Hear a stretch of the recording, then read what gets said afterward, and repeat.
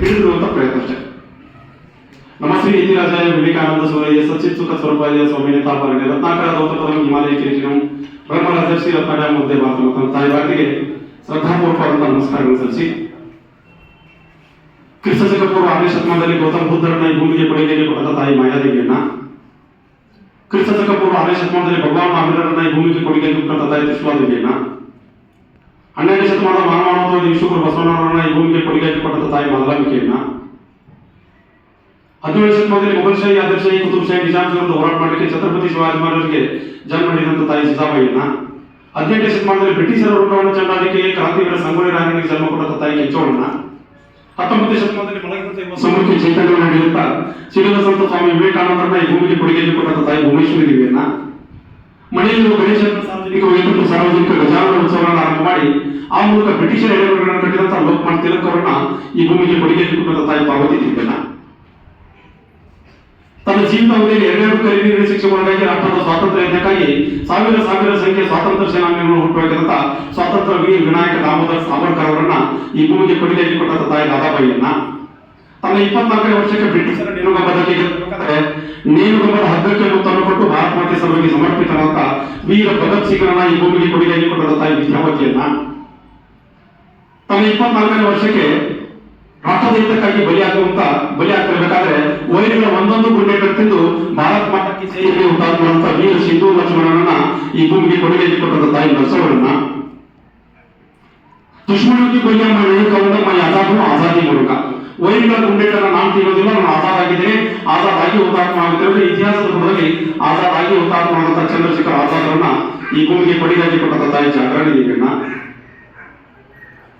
ಈ ದೇಶದಲ್ಲಿ ಆಜಾದಿಯಿಂದ ಫೌಜನ್ನ ಕಟ್ಟಿ ಆ ಮೂಲಕ ಬ್ರಿಟಿಷರ ಎಡೆಗಳನ್ನು ಕಟ್ಟಿದಂತ ಕೆಚ್ಚದೆ ಸುಭಾಷ್ ಚಂದ್ರ ಬೋಸ್ ಅವರನ್ನ ಈ ಭೂಮಿಗೆ ಕೊಡುಗೆಗೆ ಕೊಟ್ಟಂತ ತಾಯಿ ಪ್ರಭಾವತಿಯನ್ನ, ಈ ದೇಶಕ್ಕೆ ಒಂದು ವಿಶಿಷ್ಟವಾದಂತ ಜಗತ್ ಮೆಚ್ಚುವ ರೀತಿ ಸಂವಿಧಾನವನ್ನು ಕೊಟ್ಟಂತ ಡಾಕ್ಟರ್ ಬಾಬಾ ಸಾಹೇಬ್ ಅಂಬೇಡ್ಕರ್ ಅವರನ್ನ ಈ ಭೂಮಿಗೆ ಕೊಡುಗೆಯಾಗಿ ಕೊಟ್ಟಂತ ತಾಯಿ ಭೀಮಾಬಾಯಿಯನ್ನ, ಈ ದೇಶಕ್ಕೆ ವಿಜ್ಞಾನಿ ರೂಪದಲ್ಲಿ, ಈ ದೇಶಕ್ಕೆ ರಾಷ್ಟ್ರಪತಿ ರೂಪದಲ್ಲಿ ಡಾಕ್ಟರ್ APJ ಅಬ್ದುಲ್ ಕಲಾಂ ಅವರನ್ನ ಈ ಭೂಮಿಗೆ ಕೊಡುಗೆಯಾಗಿ ಕೊಟ್ಟಂತ ತಾಯಿ ಹಸೀಮಳನ್ನ, 2016ರ ಸಂದರ್ಭದಲ್ಲಿ ನಮ್ಮ ನಾಡಿಗಾಗಿ ಹುತಾತ್ಮರಂತ ಸಿಯಾಚಿನ್ ಹೀರೋ ಲ್ಯಾನ್ಸ್ ನಾಯಕ ಹನುಮಂತಪ್ಪ ಕೊಪ್ಪದವರನ್ನ ಈ ಭೂಮಿಗೆ ಕೊಡುಗೆಯಾಗಿ ಕೊಟ್ಟಂತ ತಾಯಿ ಬಸವಣ್ಣ ಈ ಸಂದರ್ಭದಲ್ಲಿ ಶ್ರದ್ಧಾಪೂರ್ವಕವಾಗಿ ಸ್ಮರಿಸಿಕೊಂಡು ಕಾರ್ಮಿಕರ ಮತ್ತು ಕಥನ ಕಾರ್ಯಕ್ರಮದ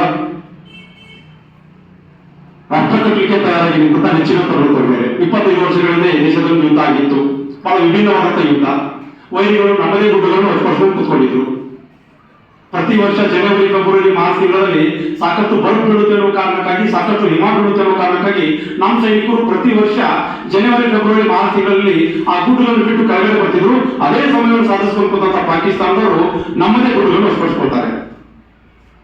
ನಮ್ಮದೇ ಸೈನಿಕರ ಮದ್ದುಗುಂಡುಗಳು, ನಮ್ಮದೇ ಬಂಕರ್ಗಳು, ನಮ್ಮದೇ ಲಾಂಚರ್ಗಳು, ನಮ್ಮದೇ ಬೇರೆ ಬೇರೆ ಗನ್ನುಗಳನ್ನು ಇಟ್ಟುಕೊಂಡು ಕಾರ್ಗಿಲ್ ಗುಡ್ಡಗಳು ವಶಪಡಿಸಿಕೊಂಡ್ಬಿಟ್ರು. ಇದು ಕಾರ್ಗಿಲ್ ಯುದ್ಧ ಆಗಲಿಕ್ಕೆ ಒಂದು ಕಾರಣ ಇತ್ತು. 1998 ಮೇ 11ನೇ ತಾರೀಕು ಅವತ್ತಿನ ಪ್ರಧಾನಮಂತ್ರಿಗಳಾದಂತಹ ಅಟಲ್ ಬಿಹಾರಿ ವಾಜಪೇಯಿ ಅವರು, ಅವತ್ತಿನ ರಾಷ್ಟ್ರಪತಿಗಳಾದಂತಹ APJ ಅಬ್ದುಲ್ ಕಲಾಂ ಅವರು, ಅವತ್ತಿನ ರಕ್ಷಣಾ ಸಚಿವರಾದಂತಹ ಜಾರ್ಜ್ ಫರ್ನಾಂಡಿಸ್ ಅವರು ಸೇರಿ 3 ಜನ ಸನ್ಯಾಸಿಗಳು ಸೇರಿ ಭಾರತದ ತಾಕತ್ತನ್ನು ಜಗತ್ತಿಗೆ ತೋರಿಸಿದ್ರು. ಪೋಖ್ರಾನ್ದಲ್ಲಿ ಬಾಂಬ್ ಸ್ಫೋಟ ಮಾಡೋದ್ರ ಮೂಲಕ ಹೇಗಿತ್ತು ಪರಿಸ್ಥಿತಿ ಅಂತಂದ್ರೆ, ಗಡಿಯಲ್ಲಿ ಒಬ್ಬ ಸೈನಿಕ ವಾಚ್ ಕಟ್ಟಿದ್ರೆ ವಾಚ್ದಲ್ಲಿ ಸಮಯ ಎಷ್ಟಾಗಿದೆ ಅಂತೇಳಿ ನೋಡುವಂತ ವ್ಯವಸ್ಥೆಯನ್ನು ಅಮೆರಿಕ ಇಂಟರ್ಪೋಲ್ ಮಾಡಿದ್ರು.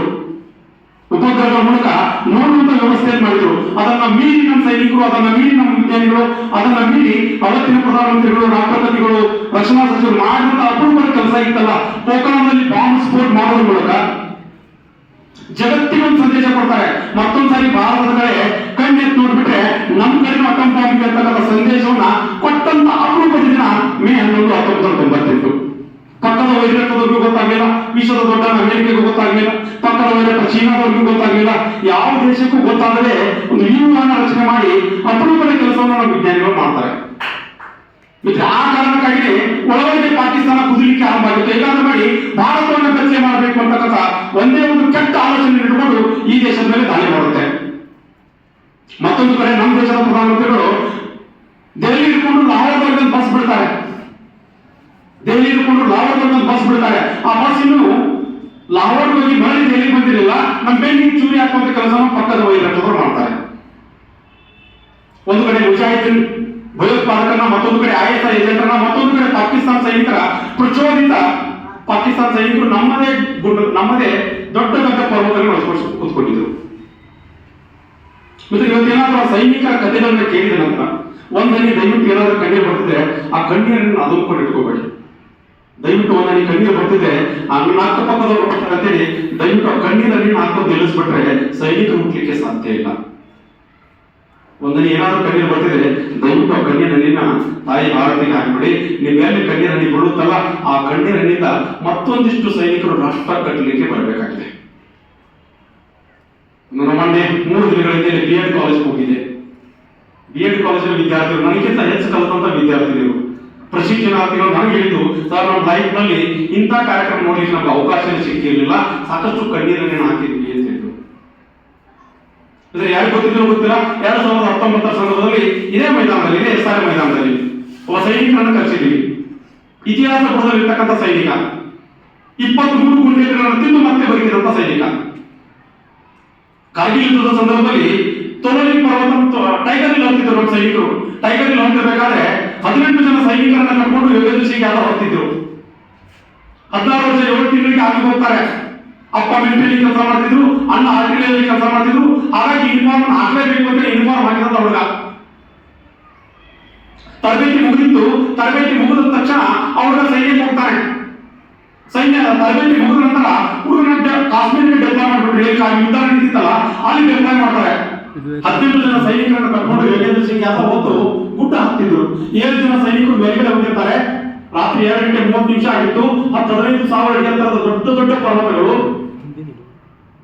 ಅದನ್ನ ಹತ್ತಿರಬೇಕಾದ್ರೆ 7 ಜನ ಸೈನಿಕರನ್ನು ಕರ್ಕೊಂಡು ಹತ್ತಿದ್ರು. 11 ಜನ ಸೈನಿಕರು ಪಾಕಿಸ್ತಾನ ಸೈನಿಕರಿಗೆ ಎಚ್ಚರಾದ ನಂತರ 11 ಜನ ಸೈನಿಕರು ಕೆಳಗೆ ಉಳಿತಾರೆ. ಮತ್ತೆ ಹೆಂಗಿತ್ತು ನಮ್ಮ ಸೈನಿಕರ ಪರಾಕ್ರಮ ಅಂತಂದ್ರೆ, ಭಾರತದ 7 ಜನ ಸೈನಿಕರು ಎದುರಿಗಿದ್ದು ಪಾಕಿಸ್ತಾನದ 700 ಜನ ಸೈನಿಕರು. ನಮ್ಮ ಸೈನಿಕರು ಒಂದೇ ಒಂದು ಹೆಜ್ಜೆ ಹಿಂದಿರ್ಲಿಲ್ಲ. ಯಾಕಂದ್ರೆ ಈ ದೇಶದ ತಾಕತ್ತು ಅವರಲ್ಲಿತ್ತು, ಈ ದೇಶದ ಮಣ್ಣಿನ ತಾಕತ್ತು ಅವರಲ್ಲಿತ್ತು, ಈ ದೇಶದ ಕ್ಷಾತ್ರದಿಂದ ಅವರಲ್ಲಿತ್ತು. ಆ ಕಾರಣಕ್ಕಾಗಿ 7 ಜನ ಯುದ್ಧಕ್ಕೆ ನಿಂತಾರೆ. ಹೆಂಗಿತ್ತು ಅಂತಂದ್ರೆ 7 ಜನ ಸೈನಿಕರು ಪಾಕಿಸ್ತಾನದ 135 ಪಾಕಿಸ್ತಾನ ಸೈನಿಕರನ್ನು ಕೊಚ್ಚಾಕ್ತಾರೆ. ಕೊಚ್ಚಾಕಿ ಮುನ್ನುಗ್ತಿರ್ಬೇಕಾದ್ರೆ, ನಮ್ಮ ಸೈನಿಕರು ಮುನ್ನುಗ್ತಿರ್ಬೇಕಾದ್ರೆ ಪಾಕಿಸ್ತಾನ ಸೈನಿಕರು ಯಥಾವತ್ತ ಗುಂಡಿನ ಸರಿಗಳನ್ನು ಹಾಕಲಿಕ್ಕೆ ಶುರು ಮಾಡ್ತಾರೆ. ಯೋಗೇಂದ್ರ ಸಿಂಗ್ ಯಾದವ್ ತಮ್ಮ ಜೊತೆಗಿದ್ದಂತ ಒಬ್ಬೊಬ್ಬ ಸೈನಿಕರನ್ನ ಕಳ್ಕೊಂತ 6 ಜನ ಸೈನಿಕರನ್ನು ಕಳ್ಕೊಂಡ್ಬಿಟ್ಟ. ಕೊನೆಗೆ ಉಳಿದಿದ್ದು ಯೋಗೇಂದ್ರ ಸಿಂಗ್ ಯಾದವ್ ಮಾತ್ರ, 19 ವರ್ಷದ ತರುಣ. ಯೋಗೇಂದ್ರ ಸಿಂಗ್ ಯಾದವ್ ಮಾತ್ರ ಬಹಳ ದೊಡ್ಡ ಪ್ರಮಾಣದ ಪಾಕಿಸ್ತಾನ ಸೈನಿಕರು ಬಂದಾಗ ಅದನ್ನು ನೋಡ್ತಾರೆ. ಯೋಗೇಂದ್ರ ಸಿಂಗ್ ಯಾದವ್ ಅಲ್ಲೇ ಸತ್ತವರಂತೆ ಬೀಳ್ತಾರೆ. ಸತ್ತವರಂತೆ ಬಿದ್ದಾಗ ಪಾಕಿಸ್ತಾನ ಸೈನಿಕರು ಅವ್ರ ಮೇಲೆ ಬಂದು ನಡೀತಾರಂತೆ, ಹೊಡಿತಾರಂತೆ, ಬೂಟಿನ ಹೊಡಿತಾರಂತೆ, ಬಾಯಲ್ಲಿ ಬೂಟಿಡ್ತಾರಂತೆ, ಅಶ್ಲೀಲ ಶಬ್ದಗಳನ್ನು ಬೈತಾರಂತೆ. 23 ಗುಂಡೇಟುಗಳನ್ನ ಯೋಗೇಂದ್ರ ಸಿಂಗ್ ಯಾದವ್ ಹಾಕಿದ್ರು. ಇಡೀ ಶರೀರ ತುಂಬ ತೂತುಗಳನ್ನು ಬಿಟ್ಟಿತ್ತು. 23 ಗುಂಡೇಟುಗಳನ್ನು ತಿಂದಂತ ಯೋಗೇಂದ್ರ ಸಿಂಗ್ ಯಾದವ್ ಪಾಕಿಸ್ತಾನ ಸೈನಿಕರು ಅಲ್ಲಿ ಹೋಗ್ತಿರ್ಬೇಕಾದ್ರೆ ಇಡೀ ಶರೀರದಿಂದ ರಕ್ತ ಸುರಿತಿತ್ತು. ಅಂತ ಪರಿಸ್ಥಿತಿಯಲ್ಲೂ ಕೂಡ ಜೀವ ಕೈಯಲ್ಲಿ ಅದನ್ನು ಇಟ್ಕೊಂಡು ತನ್ನ ಕೈಯಲ್ಲಿದ್ದಂತ ಒಂದು ಶ್ರೀಮಂತ ಗ್ರನೇಡ್ ತೆಗೆದುಕೊಂಡು ಪಾಕಿಸ್ತಾನ ಸೈನಿಕರು ಹಾಕಿಬಿಟ್ಟ. ಪಾಕಿಸ್ತಾನ ಸೈನಿಕರು ಅಲ್ಲಿ ಓಡೋಗ್ತಾರೆ. ಓಡೋದ ನಂತರ ಈ ವಿಷಯವನ್ನು ನನ್ನ ಸೈನಿಕರಿಗೆ ತಿಳಿಸಲೇಬೇಕು ಅಂತೇಳಿ 23 ಗುಂಡೇಟುಗಳನ್ನು ತಿಂದಂತ ಒಬ್ಬ ಸೈನಿಕ 20,000 ಅಡಿ ಮೇಲ್ಗಡೆಯಿಂದ ಅಲ್ಲಿಂದ ಸೇರಿತಾ ಬಂದು ತಮ್ಮ ರೆಜಿಮೆಂಟ್ ಹತ್ರ ಬೀಳ್ತಾರೆ. ಮೇಜರ್ ಬಿಷಪ್ ಸಿಂಗ್ ಠಾಕೂರ್ ಅವ್ರ ಶರೀರವನ್ನು ನೋಡ್ತಾರೆ. ಶರೀರವನ್ನು ನೋಡಿದ ನಂತರ ಬಟನ್ಗಳನ್ನು ಬಿಚ್ಚಿ ನೋಡ್ತಾರಂತೆ. ಇಡೀ ಶರೀರ ಬಿಟ್ಟಿತ್ತು. ಮೇಜರ್ ಬಿಷಪ್ ಸಿಂಗ್ ಠಾಕೂರ್ ಹೇಳ್ತಾರಂತೆ, ತಕ್ಷಣ ದವಾಖಾನೆ ಹೋಗ್ಬೇಕು ಅಂತಂದಾಗ ಮಿತ್ರೆ ಯೋಗೇಂದ್ರ ಸಿಂಗ್ ಯಾದವ್ ಬಾಯಿಗೆ ಬಂದ ಮಾತಿತ್ತಲ್ಲ. ಯೋಗೇಂದ್ರ ಸಿಂಗ್ ಯಾದವ್ ಹೇಳ್ತಾರೆ, ಸರ್ मैं तो क्या हुआ देश पहुंचना चाहिए. ನಾನು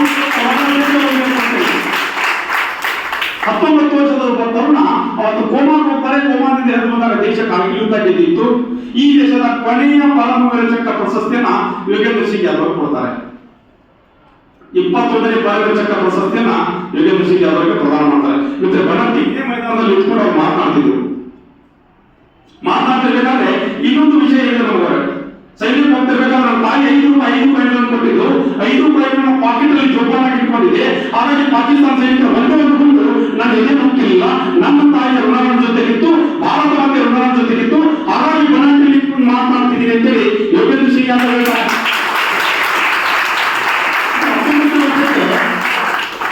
19 ವರ್ಷಕ್ಕೆ ಪರಮವೀರ ಚಕ್ರ ತೆಗೆದುಕೊಳ್ಳೋದಿದೆಯಲ್ಲ, ಎಂತ ತಾಕತ್ತಿನ ಕೆಲಸ. ಭಾರತ ರತ್ನ ಬಿಟ್ಟರೆ ಅತ್ಯಂತ ಉತ್ಕೃಷ್ಟವಾದಂತಹ ಪ್ರಶಸ್ತಿ ಯಾವುದಾದ್ರೆ ಅದು ಪರಮವೀರ ಚಕ್ರ. ಕಲ್ಪನೆ ಮಾಡ್ಕೊಂಡು ಇವತ್ತಿನ 19 ವರ್ಷದ ತರುಣ ನಮ್ಮ ಮೇಲೆ ಬೇಕಾಗಿದ್ದು ಪ್ಯಾಂಟ್ ಕೊಡಿಸಲಿಲ್ಲ, ಟಿ ಶರ್ಟ್ ಕೊಡಿಸಲಿಲ್ಲ, ಜುಮ್ಕಿ ಕೊಡಿಸಲಿಲ್ಲ, ಕಾಲು ಚೈನ್ ಕೊಡಿಸಲಿಲ್ಲ ಅಂತೇಳಿ ಆತ್ಮಹತ್ಯೆ ಮಾಡ್ಕೊಳ್ಳುವಂತ ಎಷ್ಟು ಶೇಂಡ್ರನ್ನು ನೋಡಿದ್ದೀವಿ. ಸ್ವಾಮಿ ವಿವೇಕಾನಂದ ಹೇಳ್ತಾರೆ ಆತ್ಮಹತ್ಯೆ ಮಾಡ್ಕೊಳ್ಳೋ ಎಲ್ಲರೂ ಶೇಂಡ್ರೆ. ಆದ್ರೆ 19 ವರ್ಷದ ಒಬ್ಬ ತರುಣ ಈ ದೇಶಕ್ಕಾಗಿ 23 ಗುಡ್ಡೆಗಳನ್ನು ತಿಂದು ಮತ್ತೆ ಬದುಕಿ ರಾಷ್ಟ್ರದ ಹಿತಕ್ಕಾಗಿ ಪರಮ ಚಕ್ರ ತೆಗೆದುಕೊಳ್ಳೋದಿದೆಯಲ್ಲ, ಆ ಸೈನಿಕರ ಗುರುಗಾನ ಮಿತ್ರ ಯಾರು ಮಾಡ್ಬೇಕು ಗೊತ್ತು? ನಮಗಾಗಿ ದುಡಿದು ಬೆಳೆದವರನ್ನ ನಮ್ಮನ್ನ ಹೆಂಗ ಹೋಗಿಟ್ಟಿದೆ, ಎಂತ ಹೋಗಿದೆ ಅಂತಂದ್ರೆ ಅದು ಬಿಪಿನೂ ಸುಗರ ಯಾವ ದೇಶಕ್ಕಾಗಿ ಮಾಡಿದ್ದಾರೆ, ಯಾವ ದೇಶಕ್ಕಾಗಿ ಕೆಲಸ ಮಾಡಿದಾರೋ, ಯಾವ ದೇಶಕ್ಕಾಗಿ ಅರ್ಪಣೆ ಆಗಿದ್ದಾರೋ ಅಂತ ಬೇಗನೆ ಬರೆಯುವಂತ ಒಂದು ಕೆಟ್ಟ ರೋಗ ಭಗವಂತನ ಬೆಳಕು ಕೊಟ್ಬಿಟ್ಟಿದ್ದಾರೆ. ಆ ರೋಗದಿಂದ ಹೊರಗೆ ಬರದೇ ಇರಬೇಕಿದ್ರೆ ನಾವೇನು ಸಾಧ್ಯ ಮಾಡ್ಲಿಕ್ಕೆ ಸಾಧ್ಯ ಇಲ್ಲ. ಡಾಕ್ಟರ್ ಬಾಬಾ ಸಾಹೇಬ್ ಅಂಬೇಡ್ಕರ್ ಅವರು ಮಾತಾಡ್ತಾರಲ್ಲ, ಯಾರು ಇತಿಹಾಸ ಓದೋದಿಲ್ಲೋ ಅವ್ರ ಇತಿಹಾಸ ಸೃಷ್ಟಿ ಮಾಡ್ಲಿಕ್ಕೆ ಸಾಧ್ಯವೇ ಇಲ್ಲ ಅಂತೇಳಿ.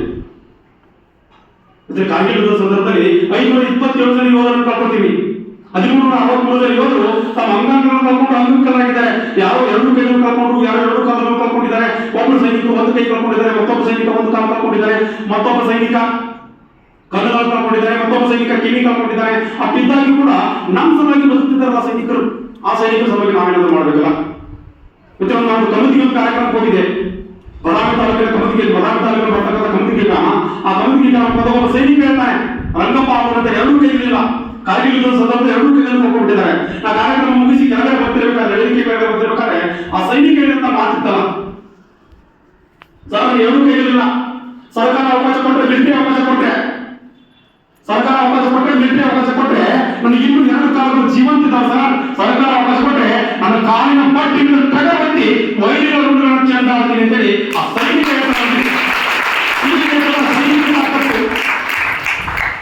ಕಾರ್ಗಿಲ್ ಯುದ್ಧದ ಸಂದರ್ಭದಲ್ಲಿ ಮೇ 14ರಿಂದ ಮೇ 14, 1999ರಿಂದ ಜುಲೈ 26ರವರೆಗೆ ನಿರಂತರ 72 ದಿನಗಳ ಕಾಲ ಯುದ್ಧ ನಡೆಯುತ್ತೆ. ಆ ಯುದ್ಧದಲ್ಲಿ ನಮ್ಮ ಸೈನಿಕರು ಹುತಾತ್ಮರಾಗಿದ್ದು 527 ಜನ. ಬಾಗಲಕೋಟೆ ಜಿಲ್ಲೆಯಿಂದ 2, ಬೆಳಗಾವಿಯಿಂದ 7 ಜನ, ಅದರ ಜೊತೆಗೆ ಪಕ್ಕದ ವಿಜಯಪುರ ಜಿಲ್ಲೆಯಿಂದ 1, ಒಟ್ಟಾರೆ ಕರ್ನಾಟಕದಿಂದ ಕಳ್ಕೊಂಡಿದ್ದು 36 ಜನ ವೀರ ಯೋಧರನ್ನ. ಒಬ್ಬೊಬ್ಬ ಸೈನಿಕನ ಕಥೆಯೂ ವಿರೋಚಿತ. ಮೇ 14ನೇ ತಾರೀಕು ಮೇಲ್ಗಡೆ ಇರ್ತಕ್ಕಂಥ ಗುಡ್ಡುಗಳನ್ನ ವೈರಿರಾಟದ ಹೊರತುಪಡಿಸಿಕೊಂಡಿದ್ದಾರೆ ಅಂತಕ್ಕಂಥ ಮಾಹಿತಿಯನ್ನ ಒಂದಿಷ್ಟು ದನ ಕಾಯುವಂತ ಹುಡುಗರು ನಮ್ಮ ಸೈನ್ಯದ ವ್ಯವಸ್ಥೆ ಹೇಳ್ತಾರಂತೆ. ಮೊದಲು ನೋಡ್ಲಿಕ್ಕೆ ಮೊದಲ ಬಾರಿ ನೋಡ್ಲಿಕ್ಕೆ ಹೋಗಿದ್ದು ಕ್ಯಾಪ್ಟನ್ ಸೌರಭ್ ಕಾಲಿಯಾ. ಮೇಲ್ಗಡೆ ಇರೋರು ಪಾಕಿಸ್ತಾನ ಸೈನಿಕ ಅಥವಾ ಭಾರತ ಸೈನಿಕ ಅಂತೇಳಿ ನೋಡ್ಲಿಕ್ಕೆ ಕ್ಯಾಪ್ಟನ್ ಸೌರಭ್ ಕಾಲಿಯಾ ಹೋಗ್ತಾರೆ. 5 ಜನ ಸೈನಿಕರನ್ನು ಕರ್ಕೊಂಡು ಹೋಗ್ತಿರ್ಬೇಕಾದ್ರೆ ಒಂದು ತನ್ನ ಸೈನ್ಯ ವ್ಯವಸ್ಥೆ ಹೇಳ್ತಾರಂತೆ, ಒಂದು ನಾನು ಮನೆಗೆ ಬರ್ತೀನಿ, ಇಲ್ಲದೆ ವೈರಿಗಳ ಜೊತೆಗೆ ಕಾದಾಟ ಯುದ್ಧ ಹೋಗಿ ಹುತಾತ್ಮವಾಗಿ ಹೋಗ್ತೀನಿ ಅಂತೇಳಿ ತನ್ನ ಸೈನ್ಯದ ಅಧಿಕಾರಿ ಗೆಳೆಯ ಹೋಗ್ತಾರಂತೆ. ಬಹಳ ಕ್ಲೋಸ್ ಫೈರಿಂಗ್ ನಡೀತಿತ್ತು. ಕೇವಲ 50 ಅಡಿಯಿಂದ ಕ್ಲೋಸ್ ಫೈರಿಂಗ್ ನಡೀತಿರ್ಬೇಕಾದ್ರೆ 5 ಜನ ಭಾರತದ ಸೈನಿಕರನ್ನು ಬಂಧಿಸಿ ಪಾಕಿಸ್ತಾನ ಕರ್ಕೊಂಡು ಹೋಗ್ತಾರೆ. ಕರ್ಕೊಂಡು ಹೋದಂತ ಈ ದೇಶದ ಸೈನ್ಯ ವ್ಯವಸ್ಥೆ ಕುರಿತು ಕೇಳ್ತಾರೆ, ಈ ದೇಶದ ಗುಪ್ತಚರ ಇಲಾಖೆ ಕುರಿತು ಕೇಳ್ತಾರೆ, ಈ ದೇಶದ ಬೇರೆ ಬೇರೆ ಇಲಾಖೆ ಕುರಿತು ಮಾಹಿತಿ ಬೇಕು ಅಂತಂದಾಗ ಕ್ಯಾಪ್ಟನ್ ಸೌರಭ್ ಕಾಲೆ ಯಾವುದಕ್ಕೂ ಉತ್ತರ ಕೊಡಲಿಲ್ಲ. ಅವಾಗ ಸಿಗರೇಟ್ ಹಚ್ತಾರೆ ಕ್ಯಾಪ್ಟನ್ ಸೌರಭ್ ಕಾಲೆ.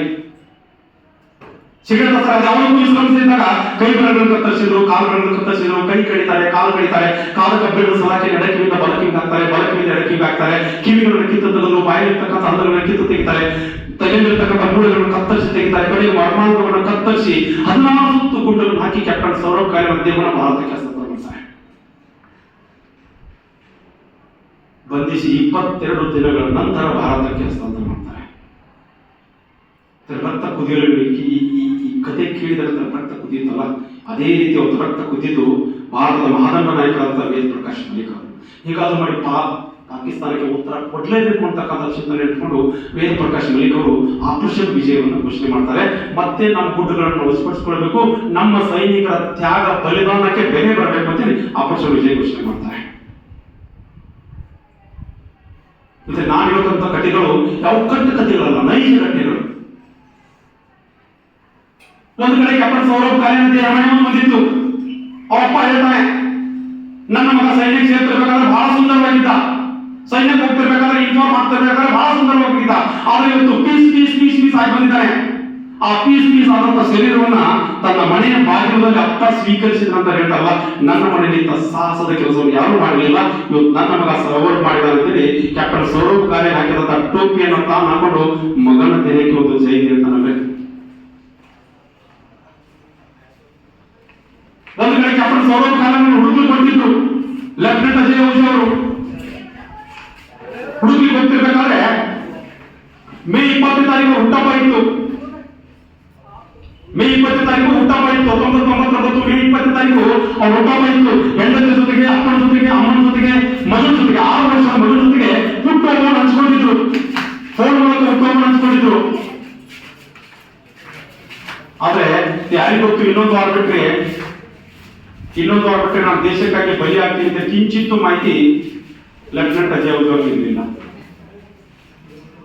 ಮೇ 20 ತಾರೀಕು ಹೆಂಡತಿ ಜೊತೆಗೆ ಎಲ್ಲರ ಜೊತೆಗೆ ಮಾತನಾಡಿದಂತ ಹುಡುಗ ಮಿಗ್ ವಿಮಾನ ತೆಗೆದುಕೊಂಡು ಕ್ಯಾಪ್ಟನ್ ಸೌರವ್ ಕಾಯಲ್ ಹುಡುಕ್ಲಿಕ್ಕೆ ಹೋಗ್ತಿರ್ಬೇಕಾದ್ರೆ ದೊಡ್ಡ ಪಾಕಿಸ್ತಾನ ಸೈನಿಕರಾಗಿರೋದ ಒಂದು ಗುಂಡೇಟಿಗೆ ಮಿಗ್ ವಿಮಾನ ಕೆಳಗಡೆ ಬೀಳ್ತಿರ್ಬೇಕಾದ್ರೆ ದೊಡ್ಡದೊಂದು ಪ್ಯಾರಾಶೂಟ್ ತೆಗೆದುಕೊಂಡು ಕೆಳಗಡೆ ಬೀಳ್ತಿರ್ಬೇಕಾದ್ರೆ ದೊಡ್ಡದಂತ ಬಂಡೆಗಳು ಬಡಿದು ಕೆಳಗಡೆ ಬೀಳ್ತಾರೆ. ಕೆಳಗಡೆ ಬಿದ್ದಾಗ ಪಾಕಿಸ್ತಾನ ಸೈನಿಕರು ಅವ್ರ ಮೇಲೆ 16 ಸುತ್ತು ಗುಂಡುಗಳನ್ನು ಹಾಕಿ ಲೆಫ್ಟಿನೆಂಟ್ ಅಜಯ್ ಅವರನ್ನು ಕೊಂದು ಹಾಕ್ತಾರೆ. ಕೊಂದು ಹಾಕಿದ ನಂತರ ಅವ್ರ ದೇಹ ಮನೆಗೆ ಬಂದಿತ್ತು. ಮನೆಗೆ ಬಂದಾಗ ಸಾವಿರಾರು ಜನ ಅಂತ್ಯ ಸಂಸ್ಕಾರದಲ್ಲಿ ಪಾಲ್ಗೊಂಡಿದ್ರು. 6 ವರ್ಷದ ಅವ್ರ ಮಗ ಹೇಳ್ತಾನಲ್ರಿ, ಮಗನ ಕೈಯಲ್ಲಿ ಬೆಂಕಿ ಹತ್ತಲಿಕ್ಕೆ, ಅಪ್ಪನ ದೇಹದ ಬೆಂಕಿ ಹತ್ತಲಿಕ್ಕೆ ಮಗನ ಕೈಯಲ್ಲಿ ಕಟ್ಟಿಗೆ ಕೊಟ್ಟಿದ್ರು. ಹೆಂಡತಿ ಒಳಗಡೆ ಹೇಳ್ತಿದ್ರು, ಮೇ 20 ತಾರೀಕು ಒಂದು ವಾರದಿಂದ ನನ್ನ ಗಂಡ ನನ್ನ ಜೊತೆಗೆ ಫೋನ್ ನಲ್ಲಿ ಮಾತನಾಡಿದ್ದ. ಅವ್ರ ಅಮ್ಮ ಹೇಳ್ತಿದ್ರು, ನನ್ನ ಮಗ ನನ್ನ ಜೊತೆಗೆ ಮಾತನಾಡಿದ್ದ. ಮಗ 6 ವರ್ಷದ ಮಗ ಅಪ್ಪನ ದೇಹಕ್ಕೆ ಬೆಂಕಿ ಇಡ್ತಿರ್ಬೇಕಾದ್ರೆ ಅಪ್ಪ ಹೇಳ್ತಾನಂತೆ ಹುಡುಗ, ಅಪ್ಪ ನಿಮ್ಮಂತೆ ನಾನು ಕೂಡ ಸೈನಿಕನಾಗ್ತೀನಿ ಅಂತೇಳಿ ಒಂದು ದೊಡ್ಡದಂತ ಜೈಲಿನಲ್ಲಿ ಅಪ್ಪ ದೇಹಕ್ಕೆ ಬೆಂಕಿ ಇಡ್ತಾನೆ.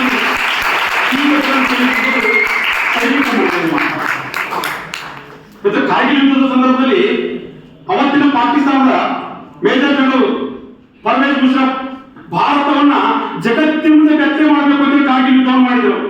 ಆದ್ರೆ ನಮ್ಮ ಸೈನಿಕರ ಪರಾಕ್ರಮದ ಮುಂದೆ, ನಮ್ಮ ಸೈನಿಕರ ಸಾಹಸದ ಮುಂದೆ, ನಮ್ಮ ಸೈನಿಕರ ತ್ಯಾಗ ಬಲಿದಾನದ ಮುಂದೆ 7,000 ಪಾಕಿಸ್ತಾನಿ ಸೈನಿಕರನ್ನ ಕೊಚ್ಚಿ ಹಾಕುವುದರ ಮೂಲಕ ಜಗತ್ತಿನ ಮುಂದೆ ಪಾಕಿಸ್ತಾನವನ್ನ ಬೆತ್ತಲೆ ಮಾಡಿದ ತಾಕತ್ತು ನಮ್ಮ ಸೈನಿಕರು. ಪ್ರತಿ ಮನೆ ಮನೆಗೂ ಆ ಸೈನಿಕರ ಗುಣಗಾನ ನಡೀಬೇಕಾಗಿದೆ. ಮತ್ತೆ ಕಾರ್ಗಿಲ್ ಯುದ್ಧದ ಸಂದರ್ಭದಲ್ಲಿ ಜಮಖಂಡಿ ತಾಲೂಕಿನ ದಿಲೀಪ್ ಬೋಗರಾಜ್ ಹುತಾತ್ಮರಾಗಿದ್ರು. ಬನಹಟ್ಟಿಯ ಕಾರ್ಯಕ್ರಮಕ್ಕೆ 2019 ಕಾರ್ಯಕ್ರಮ ಮಾಡಿದ್ವಿ. ಯಾರ್ಯಾರು ಗುಂಡೊಡಿಸಿಕೊಂಡು ಯುದ್ಧ ಭೂಮಿ ಹುತಾತ್ಮರಾಗಿದ್ದಾರ ಬಾಗಲಕೋಟೆ ಜಿಲ್ಲೆಯಲ್ಲಿ ಅವರ ಸಮಾಧಿಗಳ ಬಗ್ಗೆ ಮಣ್ಣು ತರಲಿಕ್ಕೆ ಹೋಗಿದ್ದೀವಿ. ಅದೇ ರೀತಿ ಜಮಖಂಡಿಯ ದಿಲೀಪ್ ಬೋಗರಾಜ್ ಅವರ ಸಮಾಧಿಗೆ ಹೋಗಿದ್ದೀವಿ. ಸಮಾಧಿಗೆ ಹೋದಾಗ ಗಂಡನ ಸಮಾಧಿಯಿಂದ ಮಣ್ಣು ಕೊಡ್ತಿರ್ಬೇಕಾದ್ರೆ ತಾಯಿ ಗಂಡನ ಸಮಾಧಿಯಿಂದ ಮಣ್ಣು ತೆಗೆದುಕೊಂಡು ಕೊಡ್ತಿರ್ಬೇಕಾದ್ರೆ ಒಂದ್ಸರಿ ಕುಸಿದು ಕೆಳಗೆ ಬಿದ್ದುಬಿಟ್ರು. ಆ ತಾಯಿಯಲ್ಲಿ ಹೆಚ್ಚಿದಾಗ ನಮ್ಗೆ ಕಂಡಿದ್ದು ಸಾಕ್ಷಾತ್ ಭಾರತ್ ಮಾತೆಗೆ. ಗಂಡನ ಸಮಾಧಿಯಿಂದ ರಾಷ್ಟ್ರಕ್ಕಾಗಿ ಅರ್ಪಣೆ ಮಾಡ್ತಾ ಇದ್ದ ಗಂಡನನ್ನ ಅರ್ಪಣೆ ಮಾಡಿದಂತ ಗಂಡನ ಸಮಾಧಿಯಿಂದ ಮಣ್ಣು ತೆಗೆದುಕೊಂಡು ನಮ್ಮ ಕೈಯಲ್ಲಿ ಕೊಡ್ತಿರ್ಬೇಕಾದ್ರೆ ತಾಯಿ ಹೇಳಿದಂತ ಮಾತಿತ್ತಲ್ಲ, ಸರ್ 2 ಮಗುವಿಗೆ ಜನ್ಮ ಕೊಟ್ಟಿದ್ದೆ, 3ನೇ ಮಗುವಿಗೆ ಗರ್ಭಾವಸ್ಥೆಯಲ್ಲಿದ್ದೆ, ಸೈನ್ಯದಿಂದ ಒಂದು ಕರೆ ಬರುತ್ತೆ, ನಿಮ್ಮ ಗಂಡ ದಿಲೀಪ್ ಹೋಗ್ಬಿಟ್ರು ಅಂತ ಹೇಳಿ ಯಾವ ರೀತಿ ಪರಿಸ್ಥಿತಿ ಇರ್ಬೋದು ಮಾಡಿದ್ರು. ಮುಂದುವರೆದು ತಾಯಿ ಹೇಳ್ತಾರೆ, ಸರ್ ನನ್ನ ಗಂಡ ಹುತಾತ್ಮ ಮಾಡ್ತಿರ್ಬೇಕಾದ್ರೆ ಸುಮ್ಮನೆ ಹುತಾತ್ಮವಾಗಿಲ್ಲ, ಪಾಕಿಸ್ತಾನದ 11 ಜನ ಸೈನಿಕರನ್ನ ಯುದ್ಧ ಭೂಮಿಯಲ್ಲಿ ಕೊಚ್ಚಾಕಿ ಹುತಾತ್ಮರಾಗಿಲ್ಲ ಸರ್, ಹುತಾತ್ಮನ ಹೆಂಡತಿ ಅನ್ಸ್ಕೊಳ್ಳಿಕ್ಕೆ ನನಗೆ ಅಭಿಮಾನನೇ ಅಂತಕ್ಕಂಥ ಮಾತುಗಳನ್ನ ಆ ತಾಯಿ ಹೇಳ್ತಾ ಇರ್ತಾ ತನ್ನ ಗಂಡನ ಸಮಾಜದಿಂದ ನಮ್ಗೆ ಮಾಡ್ಕೊಡ್ತಾರಲ್ರಿ. ಅದೇ ಸಂದರ್ಭದಲ್ಲಿ ಜಮಖಂಡಿಯ ದೀಪಕ್ ಗೋಲಾಂಡೆ ಸಮಾಜಕ್ಕೆ ಹೋಗಿದ್ವಿ. ಹುಡುಗ ತನ್ನ ಮುಂದೆ ಮದುವೆ ಆಗಬೇಕಾದಂತ ಹುಡುಗಿಯ ಜೊತೆಗೆ ಎಂಗೇಜ್ಮೆಂಟ್ ಮುಗಿಸ್ಕೊಂಡು ಮರುದಿನ ವಿಮಾನ ಹತ್ತಿದ್ದ. ಅವರ ಅಪ್ಪ ಮಿಲಿಟರಿಯಲ್ಲಿ ಕೆಲಸ ಮಾಡ್ತಿದ್ರು, ಅಮ್ಮ ಮಿಲಿಟರಿಯಲ್ಲಿ ಕೆಲಸ ಮಾಡ್ತಿದ್ರು. ಹುಡುಗನನ್ನ ವಿಮಾನ ನಿಲ್ದಾಣದವರೆಗೆ ಕರೆಸಿ ಬರ್ತಾರೆ. ಅದರ ಮುಂದೆ ಈ 7-8 ದಿನಗಳ ನಂತರ ನಮ್ಮ ದೀಪಕ್ ನಮ್ಮ ಜೊತೆಗಿರೋಲ್ಲ, ಮತ್ತೆ ಅದೇ ವಿಮಾನ ನಿಲ್ದಾಣಕ್ಕೆ ಹೋಗಿ ನಮ್ಮ ಮಗಳ ತ್ರಿವರ್ಣದ ಧರಿಸುತ್ತಿರುವಂತ ಹೆಣವನ್ನ ನಮ್ಮ ಮನೆಗೆ ತರ್ತೀವಿ ಅಂತಕ್ಕಂಥ ಕಿಂಚಿತ್ತು ಮಾಹಿತಿ ತಂದೆಗೂ ಗೊತ್ತಿರಲಿಲ್ಲ, ಅಣ್ಣನಿಗೂ ಗೊತ್ತಿರಲಿಲ್ಲ. ಛತ್ತೀಸ್ಗಢದಲ್ಲಿ ನಡೆದಂತ ನಕ್ಸಲೈಟ್ ದಾಳಿಯಲ್ಲಿ 16 ಜನ ಯೋಧರು ಏಕಕಾಲಕ್ಕೆ ಹುತಾತ್ಮರಾಗ್ತಾರೆ. ಅದರಲ್ಲಿ ಜಮಖಂಡಿಯ ದೀಪಕ್ ಗೋಲಾಂಡೆ ಕೂಡ ಇದ್ದ. ಮನೆ ಪರಿಸ್ಥಿತಿ ಹೇಗಿದೆ ಅಂತಂದ್ರೆ, ಮೊನ್ನೆ ಅವ್ರ ಮನೆಗೆ ಹೋದಾಗ ಅವ್ರ ಅಜ್ಜಿ ಹೇಳ್ತಿದ್ರು, ದೀಪಕ್ ಗೋಲಾಂಡೆ ಅವ್ವ ಹೇಳ್ತಿದ್ರು, ಸರ್ ನಮ್ಗೆ ಇವತ್ತಿಗೂ ಕೂಡ ರಾಷ್ಟ್ರಭಕ್ತಿಗೆ ಕೊರತೆನೇ ಇಲ್ಲ, ರಾಷ್ಟ್ರಭಕ್ತಿಗೆ ದೇಶಭಕ್ತಿಗೆ ಕೊರತೆನೇ ಇಲ್ಲ. ನಮ್ಮ ಮನೆ 2 ಮೊಮ್ಮಕ್ಕಳನ್ನ ಮತ್ತೆ ದೇಶ ಸೇವೆಗೆ ಕಳಿಸಿದೀವಿ ಅಂತಕ್ಕಂಥ ಅಪರೂಪದ ಮಾತುಗಳನ್ನ ಅಜ್ಜಿ ಹೇಳ್ತಾರಲ್ರಿ. ಕಾರ್ಗಿಲ್ ಯುದ್ಧದ ಸಂದರ್ಭದಲ್ಲಿ ಸೂರಜ್ ಬಾನ್ ಹುತಾತ್ಮರಾಗ್ತಾರೆ. 21 ವರ್ಷ ಹುಡುಗರಿಗೆ ಹುತಾತ್ಮರಾದಾಗ ವೈರಿಗಳ ಗುಂಡೇಟನ್ನು ತಿಂದು ಆ ಹುಡುಗನ ಶರೀರ ಮನೆಗೆ ಬಂದಿತ್ತು. ಅವ್ರ ಅಪ್ಪ ಹೇಳ್ತಾರೆ, ಸೂರಜ್ ಬಾನ್ ಅಪ್ಪ ಇವತ್ತು ಈ ಮಾತುಗಳು ಒಳಗಡೆ ಹಾಕೋಬೇಕಾಗಿದೆ. ಸೂರಜ್ ಬಾನ್ ಅಪ್ಪ ಹೇಳ್ತಾನೆ, ದಯವಿಟ್ಟು ಅಲ್ಲೇ ನಿಂತ್ಕೊಳ್ಳಿ ಅಂತ ಹೇಳ್ತಾರೆ ಸೈನ್ಯಾಧಿಕಾರಿಗಳಿಗೆ. ಒಂದು ಸಾರಿ ನನ್ನ ಮಗನ ಶರೀರವನ್ನು ನೋಡಬೇಕು, ನನ್ನ ಮಗನಿಗೆ ವೈರಿಗಳು ಹಾಕಿದಂತ ಎಲ್ಲ ಗುಂಡೆಗಳು ಬೆನ್ನಿಗೆ ಕೂತಿದ್ರೆ ಆತ ನನ್ನ ಮಗ ಅಲ್ಲ, ಅಲ್ಲವೇ ಅಲ್ಲ ಅಂತ ಹೇಳ್ತಂತ ಮಾತ್ರ ಆತ ನನ್ನ ಮಗ ಅಂತ ಶಿವರಾಜ್ ಅಪ್ಪ ಹೇಳ್ತಾನೆ. ಮತ್ತೆ ಬಾಡಿ ಪ್ಯಾಕ್ ಮಾಡಿದ ಬಾಡಿಯನ್ನ ಒಂದ್ಸರಿ ಬೀಚ್ ನೋಡಿದಂತ ಅಪ್ಪ, ಬೀಚ್ ನೋಡಿದ ನಂತರ ವೈದ್ಯರು ಹಾಕಿರುವಂತ ಎಲ್ಲ ಗುಂಡೇಗಳು ಎದೆಗೆ ಬಿಟ್ಟಿತ್ತು. ಸೂರಜ್ ಅಪ್ಪ ಹೇಳ್ತಾನಂತೆ, ಎಸ್ ಕನ್ಫರ್ಮ್ ಆಗಿ ನನ್ನ ಮಗನೇ ಅಂತ. ಎಲ್ಲ ಗುಂಡೇಗಳನ್ನ ಎದೆ ಹೊಡಿಸಿಕೊಂಡ ಕಾರಣಕ್ಕಾಗಿ ಸೂರಜ್ ಅಪ್ಪ ಹೇಳ್ತಾನೆ, ಇನ್ನೂ 2 ಗಂಡು ಮಕ್ಕಳಿದ್ದಾವೆ, ಆ 2 ಗಂಡು ಮಕ್ಕಳನ್ನ ಸೈನಿಕರನ್ನಾಗಿ ಮಾಡ್ತೀನಿ. ಒಂದ್ ವೇಳೆ ನನ್ನ ಮಗ ಸೂರಜ್ ಎಲ್ಲ ಗುಂಡೇಗಳನ್ನು ಬೆನ್ನಿಗೆ ತಿಂದಿದ್ರೆ ನಾನು ಹೇಳಿದಂತ 2 ಗಂಡು ಮಕ್ಕಳ ಸೈನ್ಯ ಸೇರಿಸ್ತಿಲ್ಲ, ಎಲ್ಲ ಗುಂಡೇಗಳನ್ನು ಎದೆಗೆ ಹಾಕಿಸಿಕೊಂಡ ಕಾರಣಕ್ಕಾಗಿ ನನಗಿದ್ದಂತ 2 ಗಂಡು ಮಕ್ಕಳನ್ನ ದೇಶ ಸೇವೆ ಸಲುವಾಗಿ ಸೈನ್ಯಕ್ಕೆ ಕಳಿಸ್ತೀನಿ ಅಂತ ಸೂರಜ್ ಅಪ್ಪ ಹೇಳ್ತಾನೆ. ಮೇಜರ್ ರಾಜೇಶ್ ಸಿಂಗ್ ಅಧಿಕಾರಿ ಕಾರ್ಗಿಲ್ ಯುದ್ಧದಲ್ಲಿ ಹುತಾತ್ಮ ಮಾಡ್ತಾರೆ. ಮದುವೆಗೆ 10 ತಿಂಗಳಾಗಿತ್ತು. ವೈರಿಗಳ ಜೊತೆಗೆ ಕಾದಾಡ್ತಿರ್ಬೇಕಾದ್ರೆ ಮೇಜರ್ ರಾಜೇಶ್ ಸಿಂಗ್ ಅಧಿಕಾರಿ ಹೆಂಡತಿಗೆ ಒಂದು ಪತ್ರ ಬರೆದಿರ್ತಾರಂತೆ, ನಾನು ಕಾರ್ಗಿಲ್ ಯುದ್ಧಕ್ಕೆ ಹೋಗ್ತಿದ್ದೀನಿ, ಮರಳಿ ಗೊತ್ತಿಲ್ಲ, ನೀನು ತುಂಬ ಗರ್ಭಿಣಿರೋದ್ರಿಂದ ನಾಳೆ ನಿನ್ನ ಮಗ ಹುಟ್ಟಬಹುದು ಅಥವಾ ಮಗು ಹುಟ್ಟಬಹುದು, ನಾನು ಮೇಲೆ ಕಾರ್ಗಿಲ್ ಯುದ್ಧದಲ್ಲಿ ಸತ್ತೋಗ್ಬಿಟ್ರೆ ನಿಮ್ಮಪ್ಪ ಇಲ್ಲೇ ಸತ್ತಿದ್ದು ಅಂತೇಳಿ ಕಾರ್ಗಿಲ್ ಗುಡ್ಡವನ್ನು ತೋರಿಸಿ ಸಾಯಬೇಕು ಅಂತ ಹೆಂಡತಿಗೆ ಪತ್ರ ಬರೆದಿದ್ರಂತೆ. ವೈರಿಗಳ ಜೊತೆಗೆ ಕಾದಾಡ್ತಾ ಮೇಜರ್ ರಾಜೇಶ್ ಸಿಂಗ್ ಅಧಿಕಾರಿ ಹುತಾತ್ಮರಾಗಿ ದೇಹ ಮನೆ ಮುಂದೆ ಬಂದಾಗ ಹೆಂಡತಿ ಗಂಡನ ದೇಹದ ಪಕ್ಕಕ್ಕೆ ಕೂತ್ಕೊಂಡು ಅಳ್ತಿರ್ಬೇಕಾದ್ರೆ ಯಾವಾಗ ಗಂಡನ ದೇಹದ ಪಾಕೆಟ್ ಅಲ್ಲಿ ತಾನು ಹೊಡೆದಂತ ಪತ್ರ ಒಡೆದಿರ್ಲಿಲ್ಲ, ಅದನ್ನು ನೋಡಿದಂತ ಮತ್ತಷ್ಟು ಅಳ್ಳಿಕೆ ಶುರು ಮಾಡ್ತಾರಂತೆ. ಪಕ್ಕದಲ್ಲಿದ್ದಂತ ಪತ್ರಕರ್ತರು ಕೇಳ್ತಾರಂತೆ, ಅಲ್ಲ ತಾಯಿ ಇಲ್ಲಿವರೆಗೆ ಅಷ್ಟು ಪ್ರಮಾಣದ ಕಣ್ಣೀರನ್ನು ಹಾಕಿದಿಲ್ಲ, ಪಾಕೆಟ್ ನೋಡಿದಂತ ಕಣ್ಣೀರನ್ನು ಹಾಕಿದಿಲ್ಲ, ಆ ಪಾಕೆಟ್ ಅಲ್ಲಿ ಏನಿದೆ ಅಂತಂದಾಗ ಮೇಜರ್ ರಾಜೇಶ್ ಸಿಂಗ್ ಅಧಿಕಾರಿ ಹೆಂಡತಿ ಹೇಳ್ತಾರಲ್ರಿ, ನನ್ನ ಗಂಡ ಕಾರ್ಗಿಲ್ ಯುದ್ಧಕ್ಕೆ ಹೋಗ್ತಿರ್ಬೇಕಾದ್ರೆ ಒಂದು ಪತ್ರ ಬರೆದಿದ್ರು, ನೀನು ತುಂಬ ಗರ್ಭಿಣಿರೋದ್ರಿಂದ ಮಗ ಹುಟ್ಟಬಹುದು ಅಥವಾ ಮಗು ಹುಟ್ಟಬಹುದು, ನಿಮ್ಮಪ್ಪ ಇಲ್ಲೇ ಸತ್ತಿದ್ದಂತೆ ಕಾರ್ಗಿಲ್ ಗುಡ್ಡವನ್ನು ತೋರಿಸಿ ಸಾಯಬೇಕು ಅಂತ ಹೇಳಿ ಒಂದು ಪತ್ರ ಬರೆದಿದ್ರು ಸರ್. ಅದಕ್ಕೆ ನಾನು ಪ್ರತ್ಯುತ್ತರ ಬರೆದಿದ್ದೆ, ನೀವು ಒಂದ್ ವೇಳೆ ಕಾರ್ಗಿಲ್ ಯುದ್ಧವನ್ನ ಗೆದ್ದುಕೊಂಡ್ ಬಂದ್ಬಿಟ್ರೆ ವೀರನ ಹೆಂಡತಿ ಅಂತ ನಿಮ್ಮನ್ನ ಆರತಿ ಮಾಡಿ ಬರ್ಮಾಡ್ಕೊಳ್ತೀನಿ. ಒಂದು ವೇಳೆ ನೀವು ಕಾರ್ಗಿಲ್ ಯುದ್ಧದಲ್ಲಿ ಸತ್ತೋಗ್ಬಿಟ್ರೆ, ವೈರಿಗಳ ಜೊತೆಗೆ ಕಾದಾಡ್ತಾ ಕಾರ್ಗಿಲ್ ಯುದ್ಧದಲ್ಲಿ ಸತ್ತೋಗ್ಬಿಟ್ರೆ, ನಾಳೆ ಹುಟ್ಟುವಂತ ಮಗ ಇರ್ಬೋದು ಅಥವಾ ಮಗು ಇರ್ಬೋದು, ಆ ಮಗನಿಗೆ ಅಥವಾ ಮಗನಿಗೆ ಕಾರ್ಗಿಲ್ ಗುಡ್ಡವನ್ನು ತೋರಿಸೋದು ಅಷ್ಟೇ ಅಲ್ರಿ, ನಿಮ್ಮಂತೆ ಸೈನಿಕರನ್ನಾಗಿ ಮಾಡ್ತೀನಿ ಅಂತ ಹೇಳಿ ಪತ್ರ ಬರೆದಿದ್ದೇಳಿ. ಆ ಪತ್ರ ಓದಿದೆ ನನ್ನ ಗಂಡ ಹುತಾತ್ಮ ಆಗಿಬಿಟ್ರಲ್ಲ, ಅದಕ್ಕಾಗಿ ಕಣ್ಣೀರು ಏನಾಗ್ತಿದ್ದೀನಿ ಅಂತ ತಾಯಿ ಹೇಳ್ತಾರೆ. ಕ್ಯಾಪ್ಟನ್ ವಿಜಯ್ ಪಂತ್ ತಾಪರ್ ಕಾರ್ಗಿಲ್ ಯುದ್ಧದಲ್ಲಿ ಹುತಾತ್ಮ ಆಗ್ತಾರೆ. ಸೈನಿಕನ ಕಥೆಗಳನ್ನು ಕೇಳ್ತಿರ್ಬೇಕಾದ್ರೆ ನಾನು ಸಾಕಷ್ಟು ಸಾರಿ ಭಾವುಕನಾದೆ. ಕ್ಯಾಪ್ಟನ್ ವಿಜಯ್ ಪಂತ್ ತಾಪರ್ ತಮ್ಮ ಅಪ್ಪನಿಗೆ ಒಂದು ಪತ್ರ ಬರೀತಾನಂತೆ. ಅವರಪ್ಪ ಹೇಳ್ತಿದಂತೆ, ಏನಾದ್ರೂ ಸಾಧನೆ ಮಾಡಬೇಕು, ಹಾಗೆ ಸಾಯಬೇಡ. ಪ್ರತಿ ಸಾರಿ ಅಂತ ಹೇಳ್ತಿದಂತೆ, ರಜೆ ಮೇಲೆ ಮನೆ ಬಂದಾಗ ಏನಾದ್ರೂ ಸಾಧನೆ ಮಾಡಿ ಸಾಯ್ಬೇಕು, ಹಾಗೆ ಸಾಯಬಾರ್ದು. ನಿಮ್ ಶರೀರ ಹುಟ್ಟಿದ್ದೇ ಸಾಧನೆ ಮಾಡ್ಲಿಕ್ಕೆ ಅಂತ ಅಪ್ಪ ಪ್ರತಿ ಸಾರಿ ಬೆನ್ನು ತಟ್ಟಿದಂತೆ ಅಪ್ಪನಿಗೆ ಒಂದು ಪತ್ರ ಬರೀತಾರಂತೆ, ಪ್ರೀತಿಯ ಅಪ್ಪಾಜಿ, ನಿಮ್ಮ ಮಗ ವಿಜಯ್ ಅಪರೂಪದ ಸಾಹಸ ಮಾಡ್ಲಿಕ್ಕೆ ಕೊಟ್ಟಿದ್ದಾನೆ, ಮರಳಿ ಬರ್ತಾನೆ ಗೊತ್ತಿಲ್ಲ, ಅಪರೂಪದ ಸಾಹಸ ಮಾಡ್ಲಿಕ್ಕೆ ಕೊಟ್ಟಿದ್ದಾನಪ್ಪ, ನಿನ್ನ ಕನಸನ್ನ ಈಡೇರಿಸಲಿಕ್ಕೆ ನಿನ್ನ ಮಗ ವಿಜಯ್ ಇವತ್ತು ಹುಟ್ಟಿದ್ದಾನೆ, ನಿನ್ನ ಆಶೀರ್ವಾದ, ನಿನ್ನ ಶುಭ ಹಾರೈಕೆ ನನ್ನ ಜೊತೆಗೆ ಇರಬೇಕು ಅಂತೇಳಿ ಪತ್ರ ಬರೆದಿದ್ದಂತೆ. ಮುಂದುವರೆದು ಅದೇ ಪತ್ರದಲ್ಲಿ ಹೇಳ್ತಾನಂತೆ, ಪ್ರೀತಿಯ ಅಮ್ಮನಿಗೆ ಒಂದ್ಸಾರಿ ಹೇಳ್ಬಿಡು, ಚಿಕ್ಕವನಿದ್ದಾಗ ಸಾಕಷ್ಟು ತುಂಟಾಟ ಮಾಡಿದ್ದೀನಿ, ಅಮ್ಮನ ಓಡಿಸಾಡಿಸಿದ್ದೀನಿ, ಅಮ್ಮನ ಬೈದಿದ್ದೀನಿ, ಅಮ್ಮನಿಗೆ ಏನೇನೋ ತ್ರಾಸ ಕೊಟ್ಟಿದ್ದೀನಿ, ದಯವಿಟ್ಟು ಅಮ್ಮನಿಗೆ ನನ್ನ ಒಂದ್ಸಾರಿ ಕ್ಷಮಿಸ್ಬಿಡ್ಲಿಕ್ಕೆ ಹೇಳ್ತೀಯಪ್ಪ ಅಂತೇಳಿ ಪತ್ರದ ಬರ್ತಿದ್ದಂತೆ. ಮುಂದುವರೆದು ಅದೇ ಪತ್ರದಲ್ಲಿ ಹೇಳ್ತಾನಂತೆ, ಈ ವರ್ಷದ ರಾಖಿ ಹಬ್ಬದ ದಿನ ಯಾವುದೇ ಕಾರಣಕ್ಕೂ ರಾಖಿ ಕಟ್ಟೋದನ್ನ ನಿಲ್ಲಿಸಬಾರ್ದು, ಪಕ್ಕದ ಮನೆಯ ವಿಜಯನಲ್ಲಿ ನಿನ್ನ ವಿಜಯನ ಕಂಡು ಆ ವಿಜಯನಿಗೆ ರಾಖಿಯನ್ನು ಕಟ್ಟಬೇಕು ಅಂತೇಳಿ ಪ್ರೀತಿಯ ತಂಗಿಗೆ ಒಂದ್ಸಾರಿ ಹೇಳ್ಬಿಡು ಅಂತ ಹೇಳಿದ್ದೆ. ಮುಂದುವರೆದು ಅದೇ ಪತ್ರದಲ್ಲಿ ಹೇಳ್ತಾನಂತೆ, ಅಪ್ಪ ನಿಮ್ಗೆ ಗೊತ್ತಿದ್ದೇನೆ, 2 ವರ್ಷದ ಮಗುವನ್ನ ದತ್ತು ತೆಗೆದುಕೊಂಡಿದ್ದೀನಿ, ಆ ಮಗುವಿಗೆ ಅಪ್ಪನೂ ಇಲ್ಲ ಅಮ್ಮನೂ ಇಲ್ಲ, ಆ ಮಗುವನ್ನ ದತ್ತು ತೆಗೆದುಕೊಂಡಿದ್ದೀನಿ, ಈ ವಿಷಯವನ್ನು ನಿಮಗೆ ಹೇಳೇ ಇಲ್ಲ, ದಯವಿಟ್ಟು ನಾನೇನಾದ್ರೂ ಕಾರ್ಗಿಲ್ ಯುದ್ಧದಲ್ಲಿ ಸತ್ತೋಗ್ಬಿಟ್ರೆ ಆ ಹುಡುಗಿಯನ್ನ ಇಂಜಿನಿಯರ್ ಅನ್ನಾಗಿ ಮಾಡಬೇಕು ಅಂತೇಳಿ ಅಪ್ಪನಿಗೆ ಪತ್ರ ಬರೆದಿದ್ದಂತೆ. ಮುಂದೆ ಕೊನೆ ಸಾಲ ಹೇಳಿದಂತೆ, ಅಪ್ಪ 20 ನಿಮ್ಮ ಕೈಯಲ್ಲಿ ಇರೋದ್ರೊಳಗಡೆ ನಿಮ್ಮ ಮಗ ವಿಜಯ್ ಸ್ವರ್ಗದಲ್ಲಿ ಹಾಯಾಗಿರ್ತಾನೆ, ಪತ್ರ ನಿಮ್ಮ ಕೈಯಲ್ಲಿ ಇರುತ್ತೆ ಅಪ್ಪ ಅಂತೇಳಿ ಪತ್ರ ಬರೆದಿದ್ದಂತೆ.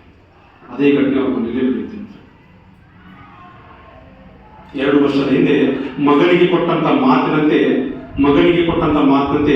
ಯಾವ ಹುಡುಗಿಯನ್ನ ದತ್ತು ತೆಗೆದುಕೊಂಡಿದ್ದಲ್ಲ, ಆ ಹುಡುಗಿಯನ್ನ ಇಂಜಿನಿಯರ್ ಅನ್ನಾಗಿ ಮಾಡೋದ್ರ ಮೂಲಕ ಆ ಹುಡುಗಿಯಲ್ಲಿ ತನ್ನ ಮಗ ವಿಜಯನನ್ನ ಅಪ್ಪ. ಈ ಘಟನೆಗಳು ನಡೆಯೋದು ಸೈನಿಕರ ಮನೆಯಲ್ಲಿ ಮಾತ್ರ.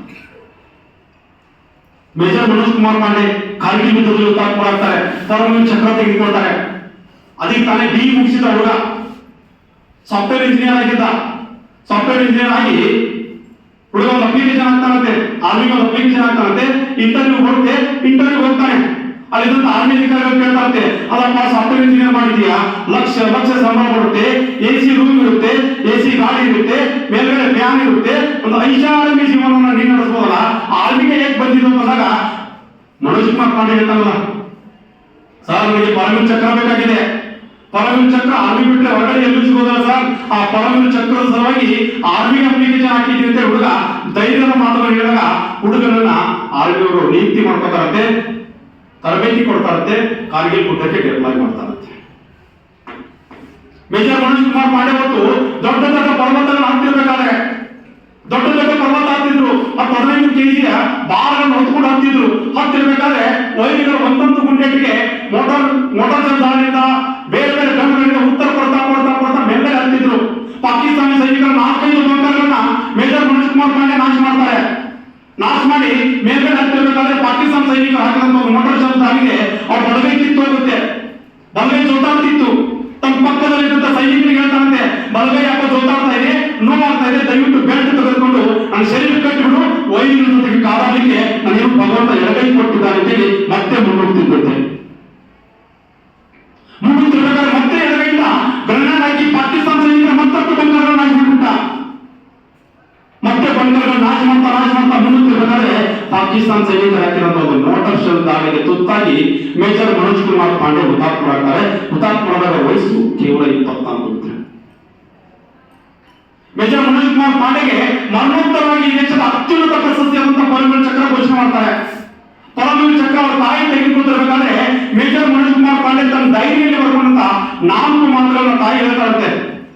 ನನ್ನ ಮಗ ಮೇಜರ್ ಮನೋಜ್ ಕುಮಾರ್ ಪಾಂಡೆ ತನ್ನ ಡೈರಿಯಲ್ಲಿ ಬರ್ಕೊಂಡಂತ 4 ಮಾತುಗಳು ಹೇಳ್ತೀನಿ ಅಂತ ತಾಯಿ ಹೇಳ್ತಾರಂತೆ. ಮೇಜರ್ ಮನೋಜ್ ಕುಮಾರ್ ಪಾಂಡೆ ಹೆಂಗ್ ಬರ್ಕೊಂಡಿದ್ದಾರೆ, ನಾವೆಲ್ಲರೂ ತರುಣಿದ್ದೀವಿ, ಆ ಮಾತುಗಳು ಎದೆಯಲ್ಲಿ ಕತ್ಕೋಬೇಕಾಗಿದೆ. ದೇಶದ ಹಿತಕ್ಕಾಗಿ, ರಾಷ್ಟ್ರದ ಹಿತಕ್ಕಾಗಿ ಒಂದು ವೇಳೆ ಏನಾದರೂ ಬಲಿಯಾಗುವಂತ ಅವಕಾಶ ಸಿಕ್ಕರೆ ಯಮನನ್ನ ಪಕ್ಕಕ್ಕೆ ಸರಿಸಿ ನನ್ನ ರಕ್ತದ ತಾಕತ್ತನ್ನ ನನ್ನ ದೇಶದ ತರುಣರಿಗೆ ತೋರಿಸಿ ನಾನು ಸಾಯ್ತೀನಿ ಅಂತೇಳಿ ಪತ್ರ ಬರ್ಕೊಂಡಿದ್ದಂತೆ. ಸೈನಿಕರು ಬಲಿಯಾಗಿದ್ದು ನಮ್ಮ ಸಲುವಾಗಿದ್ದಾರೆ. ಇವತ್ತು ಆ ಸೈನಿಕರ ಸಲುವಾಗಿ ನಾವೇನಾದ್ರೂ ಮಾಡಬೇಕು ಅಂತಕ್ಕಂಥ ಒಂದೇ ಒಂದು ಚಿಂತನೆ ಇಟ್ಕೊಂಡು ಈ ವರ್ಷ 27ನೇ ಕಾರ್ಯಕ್ರಮ ಬೆಂಗಳೂರಲ್ಲಿ ಎಲ್ಲರೂ ಕಾರ್ಯಕ್ರಮ ಮಾಡಿದ್ವಿ. ಅದೇ ರೀತಿ ಬೆಳಗಾವಿ ಜಿಲ್ಲೆಯಲ್ಲಿ ಮಾಡಿದ್ವಿ, ವಿಜಯಪುರ ಜಿಲ್ಲೆಯಲ್ಲಿ ಮಾಡಿದ್ವಿ, ಬಾಗಲಕೋಟೆ ಜಿಲ್ಲೆಯಲ್ಲಿ ಮಾಡಿದ್ವಿ. ನನಗೇನು ಲಾಭ ಇಲ್ಲ. ಆದ್ರೆ ಒಂದಿಷ್ಟು ತರುಣರನ್ನ, ದಾರಿ ತಪ್ಪತಕ್ಕಂಥ ತರುಣರನ್ನ ಒಂದಿಷ್ಟು ಸರಿದಾರಿ ತರೋದು, ತಂದೆ ತಾಯಿಗಳಿಗೆ ಉತ್ತಮವಾದ ಮಗ ಆಗ್ಬೇಕು, ಮಗಳಾಗಬೇಕು ಅಂತಕ್ಕಂಥ ಒಂದೇ ಒಂದು ಕಲ್ಪನೆ ಇಟ್ಕೊಂಡು ಮಿತ್ರರಿಗೆ ಮುಂದಿದ್ವಿ. ಕಾರ್ಗಿಲ್ ಯುದ್ಧದ ಸಂದರ್ಭದಲ್ಲಿ ಜೈಪಾಲ್ ಸಿಂಗ್ ಅಂತಕ್ಕಂಥ ಯೋಧ ಹುತಾತ್ಮ ಆಗ್ತಾನೆ. ಅಪ್ಪ ಕುರುಡ, ಅಪ್ಪನಿಗೆ ಕಣ್ಣಿರ್ಲಿಲ್ಲ. ಜೈಪಾಲ್ ಸಿಂಗ್ ಶರೀರ ಹೆಂಗಿತ್ತು ಅಂತಂದ್ರೆ ಮೋಟಾರ್ ಸೈಕಲ್ ದಾಳಿಗೆ ತುತ್ತಾಗಿ ಕೇವಲ ಬೂದಿಯನ್ನು ಮಾತ್ರ ಅವರು ಮನೆಗೆ ತಂದಿರ್ತಾರೆ. ಕೇವಲ ಬೂದಿಯನ್ನು ಮಾತ್ರ ಅವರು ಮನೆಗೆ ತಂದಿರು. ಕಣ್ಣಿಲ್ದಿರ್ತಕ್ಕಂಥ ಅಪ್ಪ ಹೆಂಡತಿಗೆ ಹೇಳ್ತಾನಂತೆ, ಅಳಬೇಡ ಕಡೆ, ಅಳ್ಳೋ ಅವಶ್ಯಕತೆ ಇಲ್ಲ, ಯಾರ ಮಗ ಆದ್ರೂ ದೇಶಕ್ಕಾಗಿ ಬಲಿ ಆಗ್ಬೇಕು. ಇವತ್ತು ಆ ಸರದಿ ನನ್ನ ಮನೆಗೆ ಬಂದಿದೆ, ನನ್ನ ಮಗ ಬಲಿಯಾಗಿದ್ದಾನೆ ಅಷ್ಟೇ, ಅಳಬೇಡ ಅಂತೇಳಿ ಹೆಂಡತಿಗೆ ಒಂದ್ಸರಿ ಗಟ್ಟಿಯಾಗಿ ತಪ್ಪಿಕೊಂಡು ಅಳ್ಲಿಕ್ಕೆ ಶುರು ಮಾಡ್ತಾನೆ ಕೊಡಪ್ಪ. ಇಂಥ ಘಟನೆಗಳು ಕೇಳಿಸುವುದು ಸೈನಿಕರ ಮನೆಗಳಲ್ಲಿ ಮಾತ್ರ. ಮೇಜರ್ ಚರವಣನ್ ಕಾರ್ಗಿಲ್ ಯುದ್ಧದಲ್ಲಿ ಹುತಾತ್ಮರಾಗ್ತಾರೆ. ಫಿಕ್ 4812 ವಶಪಡಿಸಿಕೊಳ್ಳಲಿಕ್ಕೆ ಹೋರಾಟ ಮಾಡ್ತಾರೆ. ಸುದೀರ್ಘವಾದಂತ ಹೋರಾಟ ಇತ್ತು, ವಿಭಿನ್ನವಾದಂತ ಹೋರಾಟ ಇತ್ತು. ಫಿಕ್ 4812 ವಶಪಡಿಸಿಕೊಳ್ತಾರೆ. ತಮ್ಮ ಜೊತೆಗಿದ್ದಂತ ಎಲ್ಲ ಸೈನಿಕರನ್ನು ಕರ್ಕೊಂಡ್ಬಿಟ್ರು. ಕೊನೆಗೆ ಬಂದಿದ್ದು ನಾಯಕ್ ಶತ್ರುಘ್ನ ಸಿಂಗ್ ಮತ್ತು ಮೇಜರ್ ಶರ್ಮನ್. ಸೈನ್ಯದಿಂದ ಒಂದು ಕರೆ ಬರ್ತಂತೆ, ಮೇಜರ್ ಶರ್ಮಾಜಿ ಪೀಛೆ ಆಜಾವ್ ಅಂತ ಹೇಳಿ. ಅವ ಮೇಜರ್ ಶರ್ಮಾ ಹೇಳಂತ ಮಾತಿದೆಯಲ್ಲ, ಹಿಂದೆ ಬರೋ ಪ್ರಶ್ನೆನೇ ಇಲ್ಲ. ವೈರಿಗಳ ರುಂಡುಗಳನ್ನು ಚೆಂಡಾಡ್ತಾ ಯುದ್ಧ ಭೂಮಿಯಲ್ಲಿ ಮುನ್ನುಗ್ತೀನಿ ಅಂತ ಮೇಜರ್ ಶರ್ಮನ್ ವೈರಿಗಳ ರುಂಡುಗಳನ್ನು ಚೆಂಡಾಡ್ತಾ ಮುನ್ನುಗ್ತಿರ್ಬೇಕಾದ್ರೆ ವೈರಿಗಳು ಹಾಕಿದಂತ ಮೋಟಾರ್ ಸಂಧಾನಿಗೆ ತುತ್ತಾಗಿ ಮೇಜರ್ ಶರ್ಮನ್ ಶರೀರ ಅಲ್ಲೇ ಬಿದ್ದು ಹೋಗ್ಬಿಡ್ತು. ಇದ್ರ ನೋವು ಹೆಂಗಿತ್ತು ಅಂತಂದ್ರೆ, ನಿಮ್ಮ ಮಗ ಮೇಜರ್ ಶರ್ಮನ್ ಹೋಗ್ಬಿಟ್ರು ಅಂತೇಳಿ ತಾಯಿಗೆ ಫೋನ್ ಮಾಡ್ತಾರಂತೆ. ಫೋನ್ ಮಾಡಿದ್ರೆ ಆ ಶರೀರ ಮನೆಗೆ ತಲುಪಬೇಕಾಗಿದ್ರೆ 48 ದಿನ ಆಗಿತ್ತು. ಆ ಮನೆಯ ಪರಿಸ್ಥಿತಿ 48 ದಿನಗಳ ಕಾಲ ತನ್ನ ಆಕ್ರೋಶವನ್ನ, ತನ್ನ ಶಕ್ತಿಯನ್ನ ತಾಯಿ ಅದುಮ್ಕೊಂಡು ಇಟ್ಕೊಂಡಿದ್ದು ತಮಿಳುನಾಡಿನ ಹುಡುಗ. ಯಾವಾಗ ಶರೀರ ಮಣಿಬಿಟ್ಟು ಬಂದಿತ್ತು, ಸಾಕ್ಷಾತ್ ಭಾರತ ಮಾತೆಯ ರೂಪದಲ್ಲಿ ಉಗ್ರ ಸ್ವರೂಪ ತಾನೇ ಹೇಳ್ತಾಳಂತೆ. ಆ ತಾಯಿ ಎಂತ ಮಾತು ಹೇಳ್ತಾಳಂತಂದ್ರೆ, 48 ದಿನಗಳ ಕಾಲ ನೋವನ್ನು ಅದುಮ್ಕೊಂಡು ಇಟ್ಕೊಂಡಿದ್ದೆ, ನನ್ನ ಮಗ ರಾಷ್ಟ್ರಕ್ಕಾಗಿ ಬಲಿಯಾಗಿದ್ದು ನಾನ್ಯಾಕೆ ಕಂಡಿಲ್ಲ ನೀನು ಹಾಕ್ಬೇಕು ಬೇಜಾರ್ ಶರವಣ ತಾಯಿ ಅಂತ. ಕ್ಯಾಪ್ಟನ್ ವಿಕ್ರಮ್ ಮಾತ್ರ ಕಾರ್ಗಿಲ್ ಯುದ್ಧದಲ್ಲಿ ಹುತಾತ್ಮ ಆಗ್ತಾರೆ. BSc ಮುಗಿಸಿದ್ರು, BSc ಮುಗಿಸಿ ಆರ್ಮಿಗೆ ಹೋಗ್ತಾರೆ.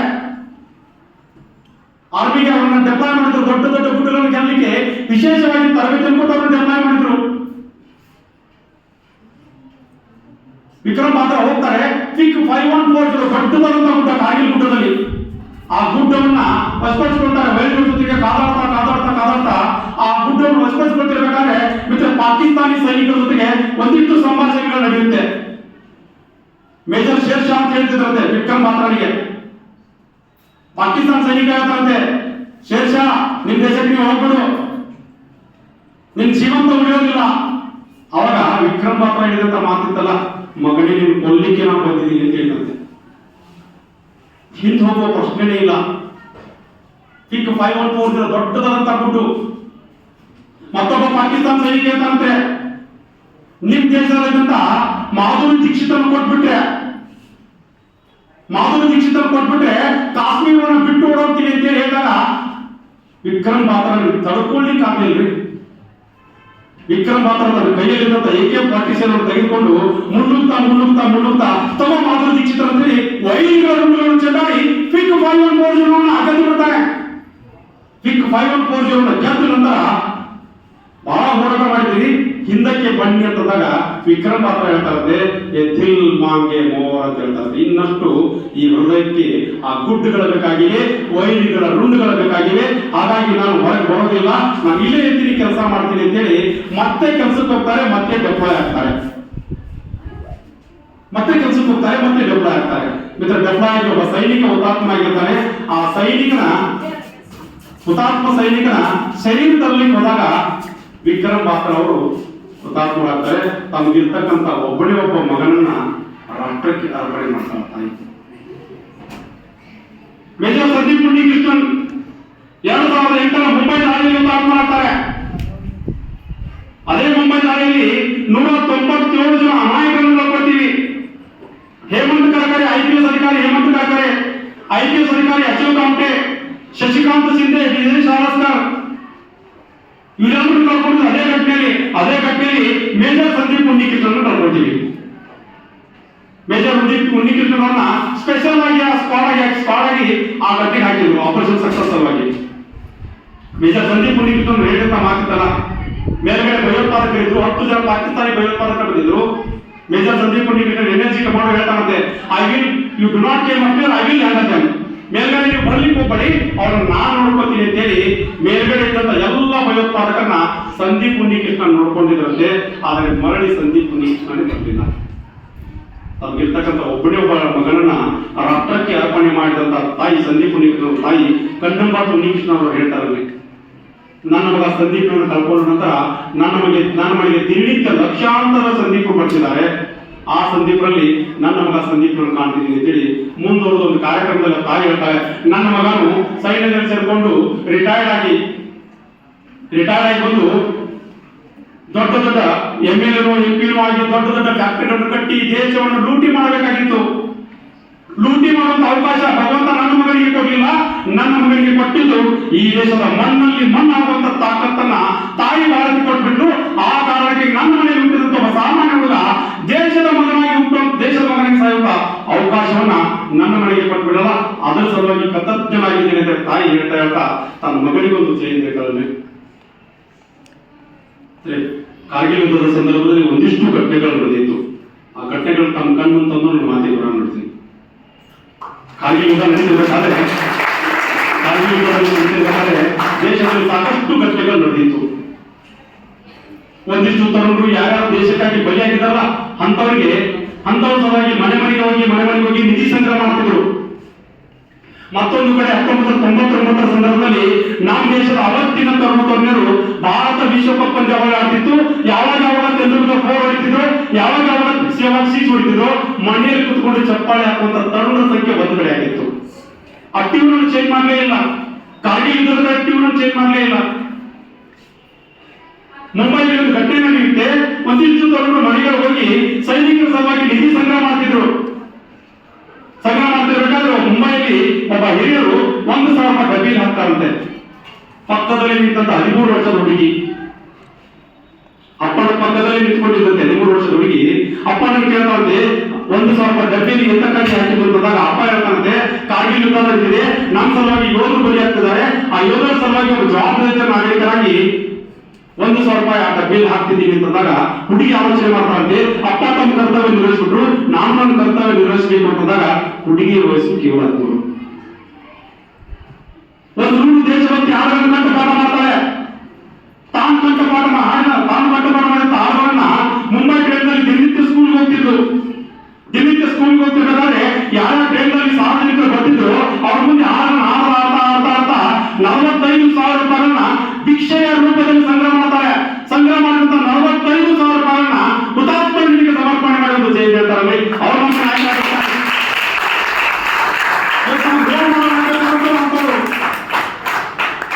ರೋಲ್ ಮಾಡೋದಾಗಬೇಕಾದಂತವ್ರು ಅಂತವ್ರು. ಮುಂಬೈ ಮತ್ತು ದೆಹಲಿಯ ರೆಡ್ ಏರಿಯಾದಲ್ಲಿದ್ದಂತ ತಾಯಿದ್ರು ತಮ್ಮ ದೇಹವನ್ನ ಮತ್ತೊಬ್ಬರ ಜೊತೆಗೆ ಹಂಚಿಕೊಂಡು ಬದುಕಿ ದಿನನಿತ್ಯ ತಮ್ಮ ಜೀವನ ನಡೆಸುವಂತ ತಾಯಿದ್ರು ಯಾರನ್ನ ಕಂಡ್ರೆ ಸಮಾಜ ನಿಕೃಷ್ಟ ಗುರುತಿಸ್ತಿತ್ತಲ್ಲ ಆ ತಾಯಿದ್ರು ಒಂದ್ ಹೆಜ್ಜೆ ಮುಂದೆ ಬರ್ತಾರೆ.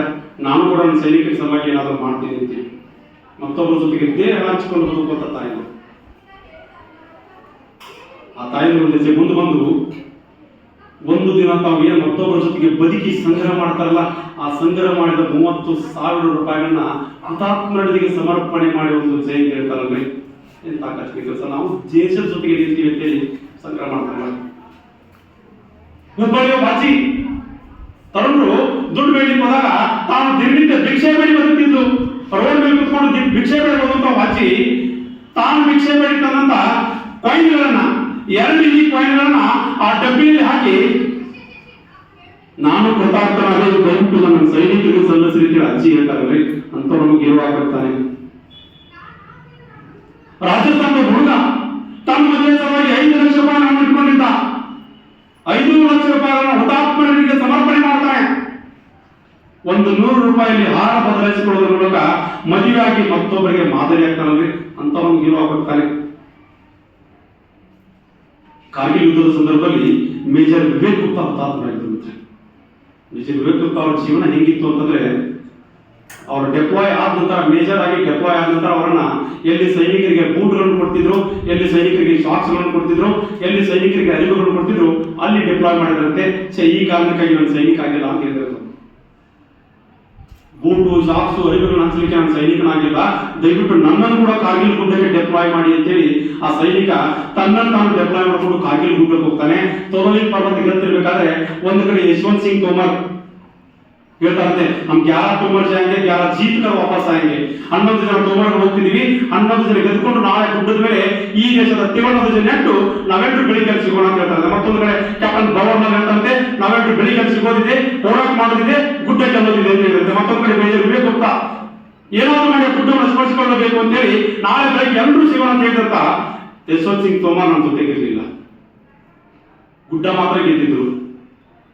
ಮೇಜರ್ ವಿವೇಕ್ ಗುಪ್ತಾ ನಮ್ಮ ಜೊತೆಗೆ ಇರಲಿಲ್ಲ. ಮೇಜರ್ ವಿವೇಕ್ ಗುಪ್ತಾ ಅವ್ರ ಜೀವನ ಹೇಗಿತ್ತು ಅಂತಂದ್ರೆ ಅವ್ರ ಹೆಂಡತಿ ಕ್ಯಾಪ್ಟನ್ ಜಯಶ್ರೀ ಗುಪ್ತಾ ಆರ್ಮಿಯಲ್ಲೇ ಕೆಲಸ ಮಾಡ್ತಿದ್ರು. ಯಾರ್ಯಾರು ದೇಶಕ್ಕಾಗಿ ಬಲಿ ಆಗ್ತಿದ್ರಲ್ಲ ಅವ್ರ ಬಾಡಿಯನ್ನ ಪ್ಯಾಕ್ ಮಾಡುವಂತ ಕೆಲಸವನ್ನ ಹೆಂಡತಿ ಜಯಶ್ರೀ ಗುಪ್ತಾ ಮಾಡ್ತಿದ್ರು. ಮುಂದೊಂದು ದಿನ ನನ್ನ ಗಂಡನ ಬಾಡಿಯನ್ನ ನಾನೇ ಪ್ಯಾಕ್ ಮಾಡ್ತೀನಿ ಅಂತ ಕಿಂಚಿತ್ತು ಮಾಹಿತಿ ಆ ತಾಯಿಗೆ ಇರಲಿಲ್ಲ. ಗಂಡನ ಬಾಡಿಯನ್ನ ಪ್ಯಾಕ್ ಮಾಡ್ತಾಳಂತೆ.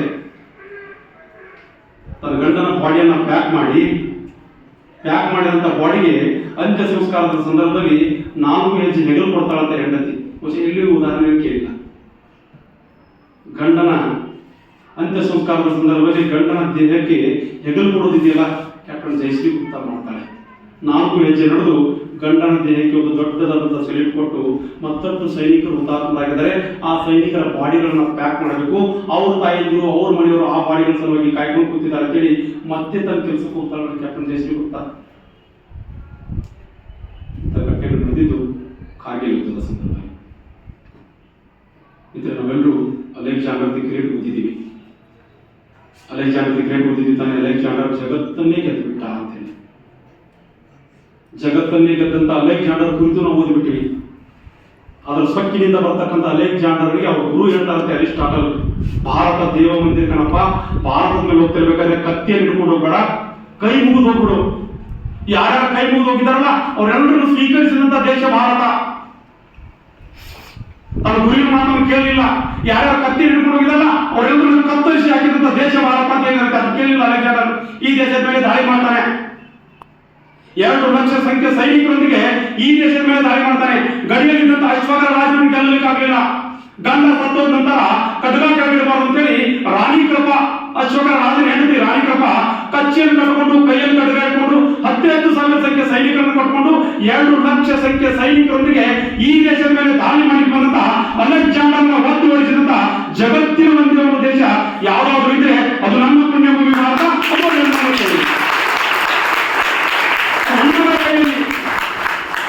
ಜಗತ್ತನ್ನೇ ಸ್ವಚ್ಛದಿಂದ ಬಂದಂತ ಅಲೆಕ್ಸಾಂಡರ್ನ ಒತ್ತುವರಿಸಿಕೊಂಡ ತಾಯಿ ರಾಣಿ ಕೃಪಣ ದೇಶದ ಇತಿಹಾಸ ತಜ್ಞರಿಗೆ ಗ್ರೇಟ್ ಅನಿಸಲಿಲ್ಲ. ಸೀಸ್ ಫೈರ್ ಮಾಡ್ಕೊಂಡ, ಕದನ ಮಾಡ್ಕೊಂಡ, ಸಾಕಪ್ಪ ಸಾಕು ಭಾರತ ಸಮಾಜ ಅಂತೇಳಿ ಒಬ್ಬ ಮಹಿಳೆಯ ಹೋರಾಟಕ್ಕೆ ಬೆಚ್ಚಿಬಿದ್ದು ಈ ದೇಶವನ್ನು ಬಿಟ್ಟು ಹೋಗುತ್ತಾನ ಅಲೆಕ್ಸಾಂಡರ್ನ ಒತ್ತುವರಿಸಿದಂತ ದೇಶ ನನ್ನ ಭಾರತ. ಇದ್ರ ವಿವೇಕಾನಂದನ ಯಾವುದೋ ಒಬ್ಬ ವಿದೇಶಿ ಪ್ರಜೆ ಕೇಳ್ತಾನಂತೆ, ಸ್ವಾಮೀಜಿ ನಿಮ್ಮ ತಲೆ ಮೇಲೆ ಪೇಟ ಇದೆ, ಕಾಲಲ್ಲಿ ಬೂಟುಗಳಿವೆ, ಸರಿ ಕಾಣೋದಿಲ್ಲ ಅಂತಂದಾಗ ವಿವೇಕಾನಂದ ಕೊಟ್ಟಂತ ಉತ್ತರ ಇದೆಯಲ್ಲ, ಈ ಭಾರತವನ್ನು ನಾವೆಲ್ಲರೂ ಒಳಗಾಕಬೇಕಾಗಿದೆ. ಸ್ವಾಮಿ ವಿವೇಕಾನಂದ ಹೇಳ್ತಾರೆ, ಜಗತ್ತಿಗೆ ಬದುಕುವುದನ್ನು ಕಲಿಸಿದ ದೇಶದಂತ ನಾನು ಬಂದಿದ್ದೀನಿ, ಜಗತ್ತಿಗೆ ವಸುದೇವ ಕುಟುಂಬದ ಕಲ್ಪನೆ ಕೊಟ್ಟಂತ ರಾಷ್ಟ್ರದಿಂದ ಬಂದಿದ್ದೀನಿ, ಜಗತ್ತಿಗೆ ಸರ್ವೇ ಜನ ಸುಖಿನೋ ಅಂತ ಹೇಳಿದಂತ ರಾಷ್ಟ್ರದಿಂದ ಬಂದಿದ್ದೀನಿ, ಜಗತ್ತಿಗೆ ನನ್ನ ತನ ಕೊಟ್ಟಂತ ರಾಷ್ಟ್ರದಿಂದ ಬಂದಿದ್ದೀನಿ. ಹಾಗಾಗಿ ನನ್ನ ದೇಶದ ಪ್ರತೀಕವಾದಂತ ಪೇಟ ತೊಟ್ಟಿದ್ದೀನಿ, ನನ್ನ ದೇಶದ ಪ್ರತೀಕವಾದಂತ ಅಂಗಿ ತೊಟ್ಟಿದ್ದೀನಿ, ನನ್ನ ದೇಶದ ಪ್ರತೀಕವಾದಂತ ರೋಜು ತೊಟ್ಟಿದ್ದೀನಿ, ಕೆಂಪು ಮುಖದ ಬ್ರಿಟಿಷರು ಉತ್ಪಾದನೆ ಮಾಡಿದಂತ ಬೂಟ್ಗಳನ್ನು ಎಲ್ಲಿ ಹಾಕೋಬೇಕಲ್ಲ ನನ್ನ ಕಾಲಲ್ಲಿ ಹಾಕೊಂಡಿದ್ದೀನಿ. ನನ್ನ ಪ್ರಕಾರ ಬ್ರಿಟಿಷರ ಕಿಮ್ಮತ್ತು ನನ್ನ ಬೂಟಿನ ಸಮಾನ ವಿವೇಕಾನಂದ ಹೇಳ್ತಾರ. ಈ ಭಾರತವನ್ನು ಹಾಕೊಂಡಾಗ ಮಾತ್ರ ಅಪರೂಪದ ಸಾಧನೆ ಮಾಡ್ಲಿಕ್ಕೆ ಸಾಧ್ಯ ಇದೆ. ಎಲ್ಲರ ಜೊತೆಗೆ ನಾನು ಅತ್ಯಂತ ಕಳಕಳಿಯಿಂದ ವಿನಂತಿ ಮಾಡ್ಕೊಳ್ಳೋದಂತಂದ್ರೆ, ಇವತ್ತು ನಿಮ್ಮ ಕಾಲೇಜ್ ಫೀಸು, ನಿಮಗೆ ಒಳ್ಳೆ ಬಟ್ಟೆಗಳನ್ನು ಕೊಡಿಸಿದಂತ, ನಿಮಗೆ ಪುಸ್ತಕಗಳನ್ನು ಕೊಡಿಸಿದಂತ, ನಿಮಗೆ ಸ್ಕೂಲ್ ಬ್ಯಾಗ್ಗಳನ್ನು ಕೊಡಿಸಿದಂತ, ನಿಮಗೆ ಬೇಕಾದಂತ ಎಲ್ಲವನ್ನ ನೋಡಿಕೊಳ್ಳುವಂತ ತಂದೆ ತಾಯಿಗಳನ್ನ ದಯವಿಟ್ಟು ಯಾವುದೇ ಕಾರಣಕ್ಕೂ ಒದ್ದು ಹೋಗಬೇಡಿ ಅಂತ ಹೇಳಿ, ವೃದ್ಧಾಶ್ರಮ ನಮ್ಮ ದೇಶದ ಸಂಸ್ಕೃತಿ ಅಲ್ಲ. ನಿಮ್ಮ ಜೀವನ ಪರ್ಯಂತ ಎಷ್ಟು ಸಾಧ್ಯವೋ ಅಷ್ಟು ಸಾಧ್ಯ ತಂದೆ ತಾಯಿಗಳನ್ನ ಚೆನ್ನಾಗಿ ನೋಡ್ಕೋಬೇಕು ಅಂತ ಹೇಳಿ ವಿನಂತಿ ಮಾಡ್ಕೋತೀನಿ. ನೀವು ಚೆನ್ನಾಗಿ ನೋಡ್ಕೊಂಡ್ಬಿಟ್ರೆ ಇವತ್ತಿನ ಕಾರ್ಯಕ್ರಮ ಸಾರ್ಥಕ ಆಗುತ್ತೆ. ನಿಮ್ಮ ತಂದೆನೇ, ನನ್ನ ತಂದೆನೇ ನನ್ನ ಲೆಜೆಂಡು, ನನ್ನ ತಾಯಿಯೇ ನನ್ನ ಲೆಜೆಂಡು, ನನ್ನ ತಂದೆ ನನ್ನ ಹೀರೋ, ನನ್ನ ತಾಯಿನೇ ನನ್ನ ಹೀರೋ ಅಂತ ಯಾರು ತಿಳ್ಕೊತಾರಲ್ಲ ಅವ್ರು ಮಾತ್ರ ಅಪರೂಪದ ಸಾಧನೆ ಮಾಡಲಿಕ್ಕೆ ಸಾಧ್ಯ ಇದೆ. ಆ ಸಾಧನೆಯ ಸಾಧಕರ ಸಾಧನೆ ಇರಲಿಕ್ಕೆ ಸಾಧ್ಯ ಇದೆ. ಆ ನಿಟ್ಟಿನಲ್ಲಿ ನಾವೆಲ್ಲರೂ ಸೇರಿ ಕೆಲಸ ಮಾಡಬೇಕಾಗಿದೆ. ಜೊತೆಗೆ ಜುಲೈ 26ನೇ ತಾರೀಕು ಇಷ್ಟೆಲ್ಲ ಕಾರ್ಯಕ್ರಮ ಕೇಳಿದ ನಂತರವೂ ಕೂಡ ಒಂದು ವಿನಂತಿ ಮಾಡಬೇಕು. ಜುಲೈ 26ನೇ ತಾರೀಕು ಒಂದು ನಂದಾದೀಪ ನಮ್ಮ ಸೈನಿಕರ ಸಲುವಾಗಿ, ನಮ್ಮ ಸೈನಿಕರ ಸಾಹಸದ ಸಲುವಾಗಿ, ನಮ್ಮ ಸೈನಿಕರ ಪರಾಕ್ರಮದ ಸಲುವಾಗಿ, ನಮ್ಮ ಸೈನಿಕರ ತ್ಯಾಗದ ಸಲುವಾಗಿ, ನಮ್ಮ ಸೈನಿಕರ ಬಲಿದಾನದ ಸಲುವಾಗಿ, ಒಂದು ಕಡೆ ಕಾರ್ಗಿಲ್ ವಿಜಯದ ಸಲುವಾಗಿ, ಒಂದು ಕಡೆ ಸೈನಿಕರಿಗೆ ಭಾವಪೂರ್ಣ ಶ್ರದ್ಧಾಂಜಲಿ ಸಲ್ಲಿಸುವ ಸಲುವಾಗಿ ಜುಲೈ 26ನೇ ತಾರೀಕು ನಮ್ಮ ಮನೆಗಳಲ್ಲಿ ಒಂದು ನಂದಾದೀಪ ಹಚ್ಚಲಿಕ್ಕೆ ಸಾಧ್ಯ ಇದೆಯಾ? ಒಂದು ನಂದಾದೀಪ ನಮ್ಮ ಸೈನಿಕರ ಸಲುವಾಗಿ ದಯವಿಟ್ಟು ಎಲ್ಲಾದ್ರೂ ಒಂದು ಕಡೆ ಅದನ್ನು ನೋಟ್ ಮಾಡ್ಕೊಂಡು ಇಟ್ಕೊಳ್ಳಿ. ಜುಲೈ 26 ಯಾವುದೇ ಕಾರಣಕ್ಕೂ ಮಿಸ್ ಮಾಡ್ಕೊಳ್ತಿಲ್ಲ. ನನ್ನ ಮನೆಯಲ್ಲಿ ಒಂದು ಫೋಟೋವನ್ನು, ಒಂದು ದೀಪವನ್ನು ಹಚ್ತೀನಿ. ಆ ದೀಪದಂತೆ ಯಾವ ರೀತಿ ದೀಪ ಉರಿದು ಮತ್ತೊಬ್ಬರಿಗೆ ಬೆಳಕಾಗುತ್ತಲ್ಲ ಅದೇ ರೀತಿ ನಾನು ಕೂಡ ಉರಿದುಕೊಂಡು ಮತ್ತೊಬ್ಬರಿಗೆ ಬೆಳಕಾಗುವ ರೀತಿ ಬದುಕ್ತೀನಿ. ಅದರ ಜೊತೆಗೆ ನಮ್ಮ ಸೈನಿಕರ ಗುಣಗಾನಗಳನ್ನ ನನ್ನ ಮನೆಯಲ್ಲಿ ನಾನು ಮಾಡ್ತೀನಿ ಅಂತಕ್ಕಂಥ ಸಂಕಲ್ಪದೊಂದಿಗೆ ಈ ಕಾರ್ಯಕ್ರಮ ಆರಂಭ ಮಾಡಿದ್ದೀನಿ. ದಯವಿಟ್ಟು ತಮಿಳರಲ್ಲಿ ಶ್ರದ್ಧಾಪೂರ್ವಕವಾಗಿ ವಿನಂತಿ ಮಾಡ್ಕೊತೀವಿ. ಜುಲೈ 26ನೇ ತಾರೀಕು ಒಂದು ದೀಪ ನಮ್ಮ ಸಲುವಾಗಿ ಅಲ್ಲ, ನಮ್ಮ ಸೈನಿಕರ ಸಲುವಾಗಿ ಹಸ್ತಿರಿ ಅಂತಕ್ಕಂಥ ಆಶಾಭಾವನೊಂದಿಗೆ ತಾಯಿ ಭಾರತಿಗೆ ಜಯಕಾರ ಹಾಕೋಣ, ಉಚ್ಚ ಕಂಠದಿಂದ ಹಾಕೋಣ, ಸ್ವಾಭಿಮಾನದಿಂದ ಹಾಕೋಣ. ಯಾಕಂದ್ರೆ ಪ್ರತಿ ಹಂತದಲ್ಲಿ ತಾಯಿಯನ್ನು ಕಂಡಂತ ಒಂದೇ ಒಂದು ದೇಶ ಯಾವುದಾದ್ರು ಇದ್ರೆ ಅದು ನಮ್ಮ ಭಾರತ. ಆ ಕಾರಣಕ್ಕಾಗಿ ಕವಿ ಬಂಕಿಮ್ ಒಂದು ಕಡೆ ಹೇಳ್ತಾರಲ್ಲ, ಕವಿ ಬಂಕಿಮ್ ಚಂದ್ರ ಚಟರ್ಜಿ ಅವರು ಒಂದೇ ಮಾತರದಲ್ಲಿ ಹೇಳ್ತಾರಲ್ಲ, ಸುಜಲಾಂ ಸುಫಲಾಂ ಮಾತರಂ ಸಸ್ಯ ಶ್ಯಾಮಲಾಂ ಮಾತರಂ. ಪ್ರತಿ ಹಂತದಲ್ಲಿ ತಾಯಿ ಕಂಡಿದ್ದೀವಿ. ಜೊತೆಗೆ ಅದೇ ಒಂದೇ ಮಾತ್ರ ಹೇಳ್ತಾರೆ, ತುಮಿ ಅಬಲಾಕ್ಯಮ, ನೀನು ಅವರೆಲ್ಲ ತಾಯಿ, ನಿನ್ನ ಸಲುವಾಗಿ ಕೆಲಸ ಮಾಡ್ಲಿಕ್ಕೆ ಎಂತ ಮಾತುಗಳನ್ನು ಬರೀತಾರೆ ಅಂದ್ರೆ, ಕೋಟಿ ಕೋಟಿ ಕಂಠ ಕಲಕಲ ನಿನಾದ ಕಲಾಲೆ, ಕೋಟಿ ಕೋಟಿ ಭುಜಯುದ್ಧದ ಕರಕಲವಾಲೆ, ತುಮಿ ಅಬಲಾಕ್ಯಮ, ನೀನು ಅವರೆಲ್ಲ ತಾಯಿ, ಕೋಟಿ ಕೋಟಿ ಭಾರತೀಯರು ನಿನ್ನ ಸಲುವಾಗಿ ಹೆಗಲಿ ಕೊಟ್ಟಿಗೆ ತಯಾರಾಗಿದ್ದಾರೆ. ಅದೇ ತಾಯಿಯನ್ನ ತುಮಿ ದುರ್ಗಾ ದಶಪ್ರಹರಣದಾರಿ ಅಂತ ವರ್ಣನೆ ಮಾಡ್ತಾರೆ. ಕೊನೆಗೆ ಒಂದು ಸಾಲ ಹೇಳ್ತಾರೆ ಒಂದೇ ಮಾತ್ರದಲ್ಲಿ, ಭರಣಿ ಧರಣಿ ಮಾತ್ರ, ಭರಣಿಗೂ ಮತ್ತು ಧರಣಿಗೂ. ತಾಯಿ ಅನ್ನಂತ ಒಂದೇ ಒಂದು ದೇಶ ಯಾವುದಾದ್ರೂ ಇದ್ರೆ ಅದು ನನ್ನ ಪುಣ್ಯಭೂಮಿ ಭಾರತ. ಪ್ರತಿಯೊಬ್ಬ ಸಹೋದರಿಯರಲ್ಲೂ ತಾಯಿಯನ್ನು ಕಂಡಂತ ಒಂದೇ ಒಂದು ದೇಶ ಯಾವುದಾದ್ರೂ ಇದ್ರೆ ಅದು ನನ್ನ ಭಾರತ. ತಾಯಿಗೆ ಗಟ್ಟಿ ಧ್ವನಿಯಲ್ಲಿ ಎರಡೂ ಕೈಗಳನ್ನು ಮೇಲು ಮಾಡಿ ಮುಷ್ಟಿ ಕಟ್ಟಿ ಉಚ್ಚ ಕಂಠದಿಂದ ಜಯಕಾರ ಹಾಕೋಣ. ತಾಯಿ ಭಾರತಿಗೆ ಜಯಕಾರ ಹಾಕ್ತಿರ್ಬೇಕಾದ್ರೆ ಒಂದು ಖುಷಿ ಸಿಗುತ್ತೆ, ಒಂದು ಮಜಾ ಸಿಗುತ್ತೆ. ಆ ಖುಷಿ ಮಜಾ ಮತ್ತೆ ಅವ್ರಿಗೆ ಸಿಗುತ್ತೆ. ಎರಡೂ ಕೈಗಳನ್ನು ಮೇಲು ಮಾಡಿ ಜಯಕಾರ ಹಾಕೋಣ. ನಾನು ಸ್ಟೇಟಸ್ ಇಟ್ಟಿದ್ದೆ ಮೊನ್ನೆ, ಬೆಂಗಳೂರಿನ ಕಾಲೇಜಿನಲ್ಲಿ ವಿದ್ಯಾರ್ಥಿಗಳು ಜಯಕಾರ ಹಾಕಿದ್ರು. ಹತ್ರ 5,000 ಜನ ಸ್ಟೇಟಸ್ ನೋಡಿದ್ರು. 5,000 ಜನ ಸ್ಟೇಟಸ್ ನೋಡಿದ್ರು. ನನ್ನ ಮೊಬೈಲ್ ಹತ್ರ ಒಂದು 25,000 ನಂಬರ್ ಇತ್ತು, more than 25,000. ಬಹಳಷ್ಟು ಜನ ಕಮೆಂಟ್ ಮಾಡಿದ್ರು, ದಯವಿಟ್ಟು ನನಗೂ ವಿಡಿಯೋ ಹಾಕಿ. ಏಕಕಾಲಕ್ಕೆ ಉದ್ಘೋಷ ಕೇಳಬೇಕಲ್ಲ, ಭಾರತ ಮಾತೆಗೆ ಜಯಕಾರ ಉದ್ಘೋಷ ಏಕಕಾಲಕ್ಕೆ ಬಾಯಿ ಬಂದ್ಬಿಟ್ಟು 2,300 ಜನ ವಿದ್ಯಾರ್ಥಿಗಳು. ಹೆಂಗಿತ್ತು ಅಂತ ಮೈ ರೋಮಾಂಚನ ಆಗುತ್ತದೆ. ಎಲ್ಲರೂ ಭಾವಕರಾಗಿದ್ರು, ಎಲ್ಲ ವಿದ್ಯಾರ್ಥಿಗಳು ಭಾವಕರಾಗಿದ್ರು, ಎಲ್ಲರೂ ಅತಿಥಿ ಆಗ್ತಿದ್ರು. ಗಟ್ಟಿದ ಮೇಲೆ ಮಾಡಿದ್ರೆ ನಿಮ್ಮ ಶಕ್ತಿಯ ಅನಾಮಂತಾರೆ ನೋಡೋಣ. ಎರಡು ಕೈ ಮೇಲೆ ಮಾಡಿ. ಇದರಲ್ಲಿ ಅವತ್ತಾದ್ರೂ ರೈತರ ಬದುಕು ಚೆನ್ನಾಗಿದೆ ಅಂತ ಬಯಸಿದೀವ. ನಮ್ಗೆ ಉತ್ತಮವಾದ ಮಳೆ ಕೊಡಪ್ಪ, ಉತ್ತಮವಾದ ಬೆಲೆ ಕೊಡಪ್ಪ, ದಿನನಿತ್ಯ ನಮ್ಗೆ ಅನ್ನ ಕೊಡುವಂತ ಶಕ್ತಿ ನಮ್ಮ ರೈತರಿಗೆ ಕೊಡುತ್ತೀರಿ. ಯಾವತ್ತಾದ್ರೂ ರೈತರಿಗೆ ಶೇಖರ ಹಾಕಿದೀವ. ನಾವೆಲ್ಲರೂ ನೇಕಾರ ಮಾಡಿ ಹೇಳಿದ್ದೀವಿ. ನನಗೆ ಬಟ್ಟೆ ನೀರು ಕೊಟ್ಟ ನನ್ನ ನೇಕಾರ ಬದುಕು ಚೆನ್ನಾಗಿರುತ್ತೆ ಯಾವತ್ತಾದ್ರೂ ಬಯಸಿದೀವ. ನನ್ನ ಕುರುಗಳ ಬದುಕು ಚೆನ್ನಾಗಿರುತ್ತೆ ಯಾವತ್ತಾದ್ರೂ ಬಯಸಿದೀವ. ಇದೆಲ್ಲರ ಜೊತೆಗೆ ತಮ್ಮೆಲ್ಲರ ಬೇಕು ಬೇಡಗಳು ಎಲ್ಲವನ್ನ ನೋಡ್ಕೊಳಂತ ನನ್ನ ತಂದೆ ತಾಯಿಗಳಿಗೆ ಉತ್ತಮವಾದ ಆರೋಗ್ಯ ಕೊಡುತ್ತೆ ಯಾವತ್ತಾದ್ರೂ, ಬದುಕನ್ನು ಒಳ್ಳೆ ಬದುಕನ್ನು ಕೊಡುತ್ತೆ ಯಾವತ್ತಾದ್ರೂ ಅವಕಾಶಕ್ಕೆ ಒಂದು ನಿಮಿಷ ಕೇಳ್ಕೊಂಡಿರ್ಬೇಕು. ಆ ಹುಚ್ಚೆಯನ್ನು ಹೊರಗೆ ಬರಬೇಕಾಗಿದೆ. ಈ ಹುಚ್ಚ ನಡೆಸ್ಕೊಳ್ಬೇಕಾಗಿದೆ. ದೇಶಭಕ್ತಿ ಹುಚ್ಚ ನಡೆಸ್ಕೊಳ್ಬೇಕಾಗಿದೆ. ರಾಷ್ಟ್ರಭಕ್ತಿ ಹುಚ್ಚ ನಡೆಸ್ಕೊಳ್ಬೇಕಾಗಿದೆ. ಸರಿ, ಗಟ್ಟಿಯಾಗಿ ಜಯಕಾರಪ್ಪಣ. ಎಲ್ರಿಗೂ ಸೇರಿ ಎಲ್ಲರೂ ಬದುಕೊಂಡು ಚೆನ್ನಾಗಿರು, ಎಲ್ರಿಗೂ ಒಳ್ಳೆಯದನ್ನು ಮಾಡು. ಸರ್ವೇ ಜನ ಸುಖಿನೋ ಭವಂತು. ಭಾರತ್ ಮಾತಾ ಕೀ, ಭಾರತ್ ಮಾತಾ ಕೀ. ವಂದೇ ವೀರ ಯೋಧರಿಗೆ, ವೀರ ಯೋಧರಿಗೆ. ತಮ್ಮೆಲ್ಲರನ್ನು ನೋಡುವಂತ ಸೌಭಾಗ್ಯ ಒದಗಿಸಿಕೊಟ್ಟಂತ ಹೆಚ್ಚು ಕಡಿಮೆ 55 ನಿಮಿಷ, ತಮ್ಮ ಅಮೂಲ್ಯವಾದಂತಹ 55 ನಿಮಿಷ ಸಮಯ ಕೊಟ್ಟು ಇವತ್ತೇನಾದ್ರೂ ಈ ಮಾತುಗಳನ್ನು ಕೇಳಿದ ನಂತರ ಮೈಯಲ್ಲಿ ಒಂದು ವಿದ್ಯುತ್ ಸಂಚಾರ ಆಗಿದ್ರೆ, ಮೈಯಲ್ಲಿ ಏನಾದ್ರೂ ನಾನು ಮಾಡಬೇಕು ಅಂತೇಳಿ ನಾಡಿ ಬೆಳೀತಾ ಶುರುವಾಗಿದ್ರೆ, ದಯವಿಟ್ಟು ಅದನ್ನು ಸಾಧನೆ ಮಾಡೋವರೆಗೂ ಅದನ್ನು ಇಟ್ಕೊಬೇಡಿ. ನೀವು ಸಾಧನೆ ಮಾಡಬೇಕು. ಆ ಶಕ್ತಿಯನ್ನು ಅದನ್ನು ಇಟ್ಕೊಳ್ಳಿ. ಭಗವಂತ ತಾವು ಸಾಧನೆ ಮಾಡಿ ಅವಕಾಶ ಮಾಡಿಕೊಡ್ಲಿ ಅಂತೇಳಿ ವಿನಂತಿ ಮಾಡ್ಕೊಳ್ತಾ, ಮಿತ್ರ ಕಾರ್ಯಕ್ರಮ ಚೆನ್ನಾಗಿತ್ತು ಅಂತ ಅನ್ನೋದಾದ್ರೆ, ಚೆನ್ನಾಗಿತ್ತು, ಚೆನ್ನಾಗಿತ್ತು, ವಿಷಯಗಳು ಚೆನ್ನಾಗಿತ್ತು ಅಂತ ಅನ್ನೋದಾದ್ರೆ ಸರಿ, ನಾನು ಮೊಬೈಲ್ ನಂಬರ್ ಹೇಳ್ತೀನಿ. ಮೊಬೈಲ್ ನಂಬರ್ನ ನೋಟ್ ಮಾಡ್ಕೊಂಡು ಯಾರಿಗೆ ಅವಶ್ಯಕತೆ ಇದೆಯವರು ವಾಟ್ಸಪ್ದಲ್ಲಿ ತಮ್ಮ ಹೆಸರು ಹಾಕಿ, ಕಾರ್ಯಕ್ರಮ ಚೆನ್ನಾಗಿತ್ತು ಅನ್ನೋದಾದ್ರೆ ಅದನ್ನು ಸ್ವೀಕಾರ ಮಾಡ್ತೀವಿ. ಇನ್ನೂ ಕಾರ್ಯಕ್ರಮ ಬದಲಾವಣೆ ಆಗಬೇಕಾಗಿತ್ತು ಅನ್ನೋದಾದ್ರೆ ಅದನ್ನು ಸ್ವೀಕಾರ ಮಾಡ್ತೀವಿ. 9448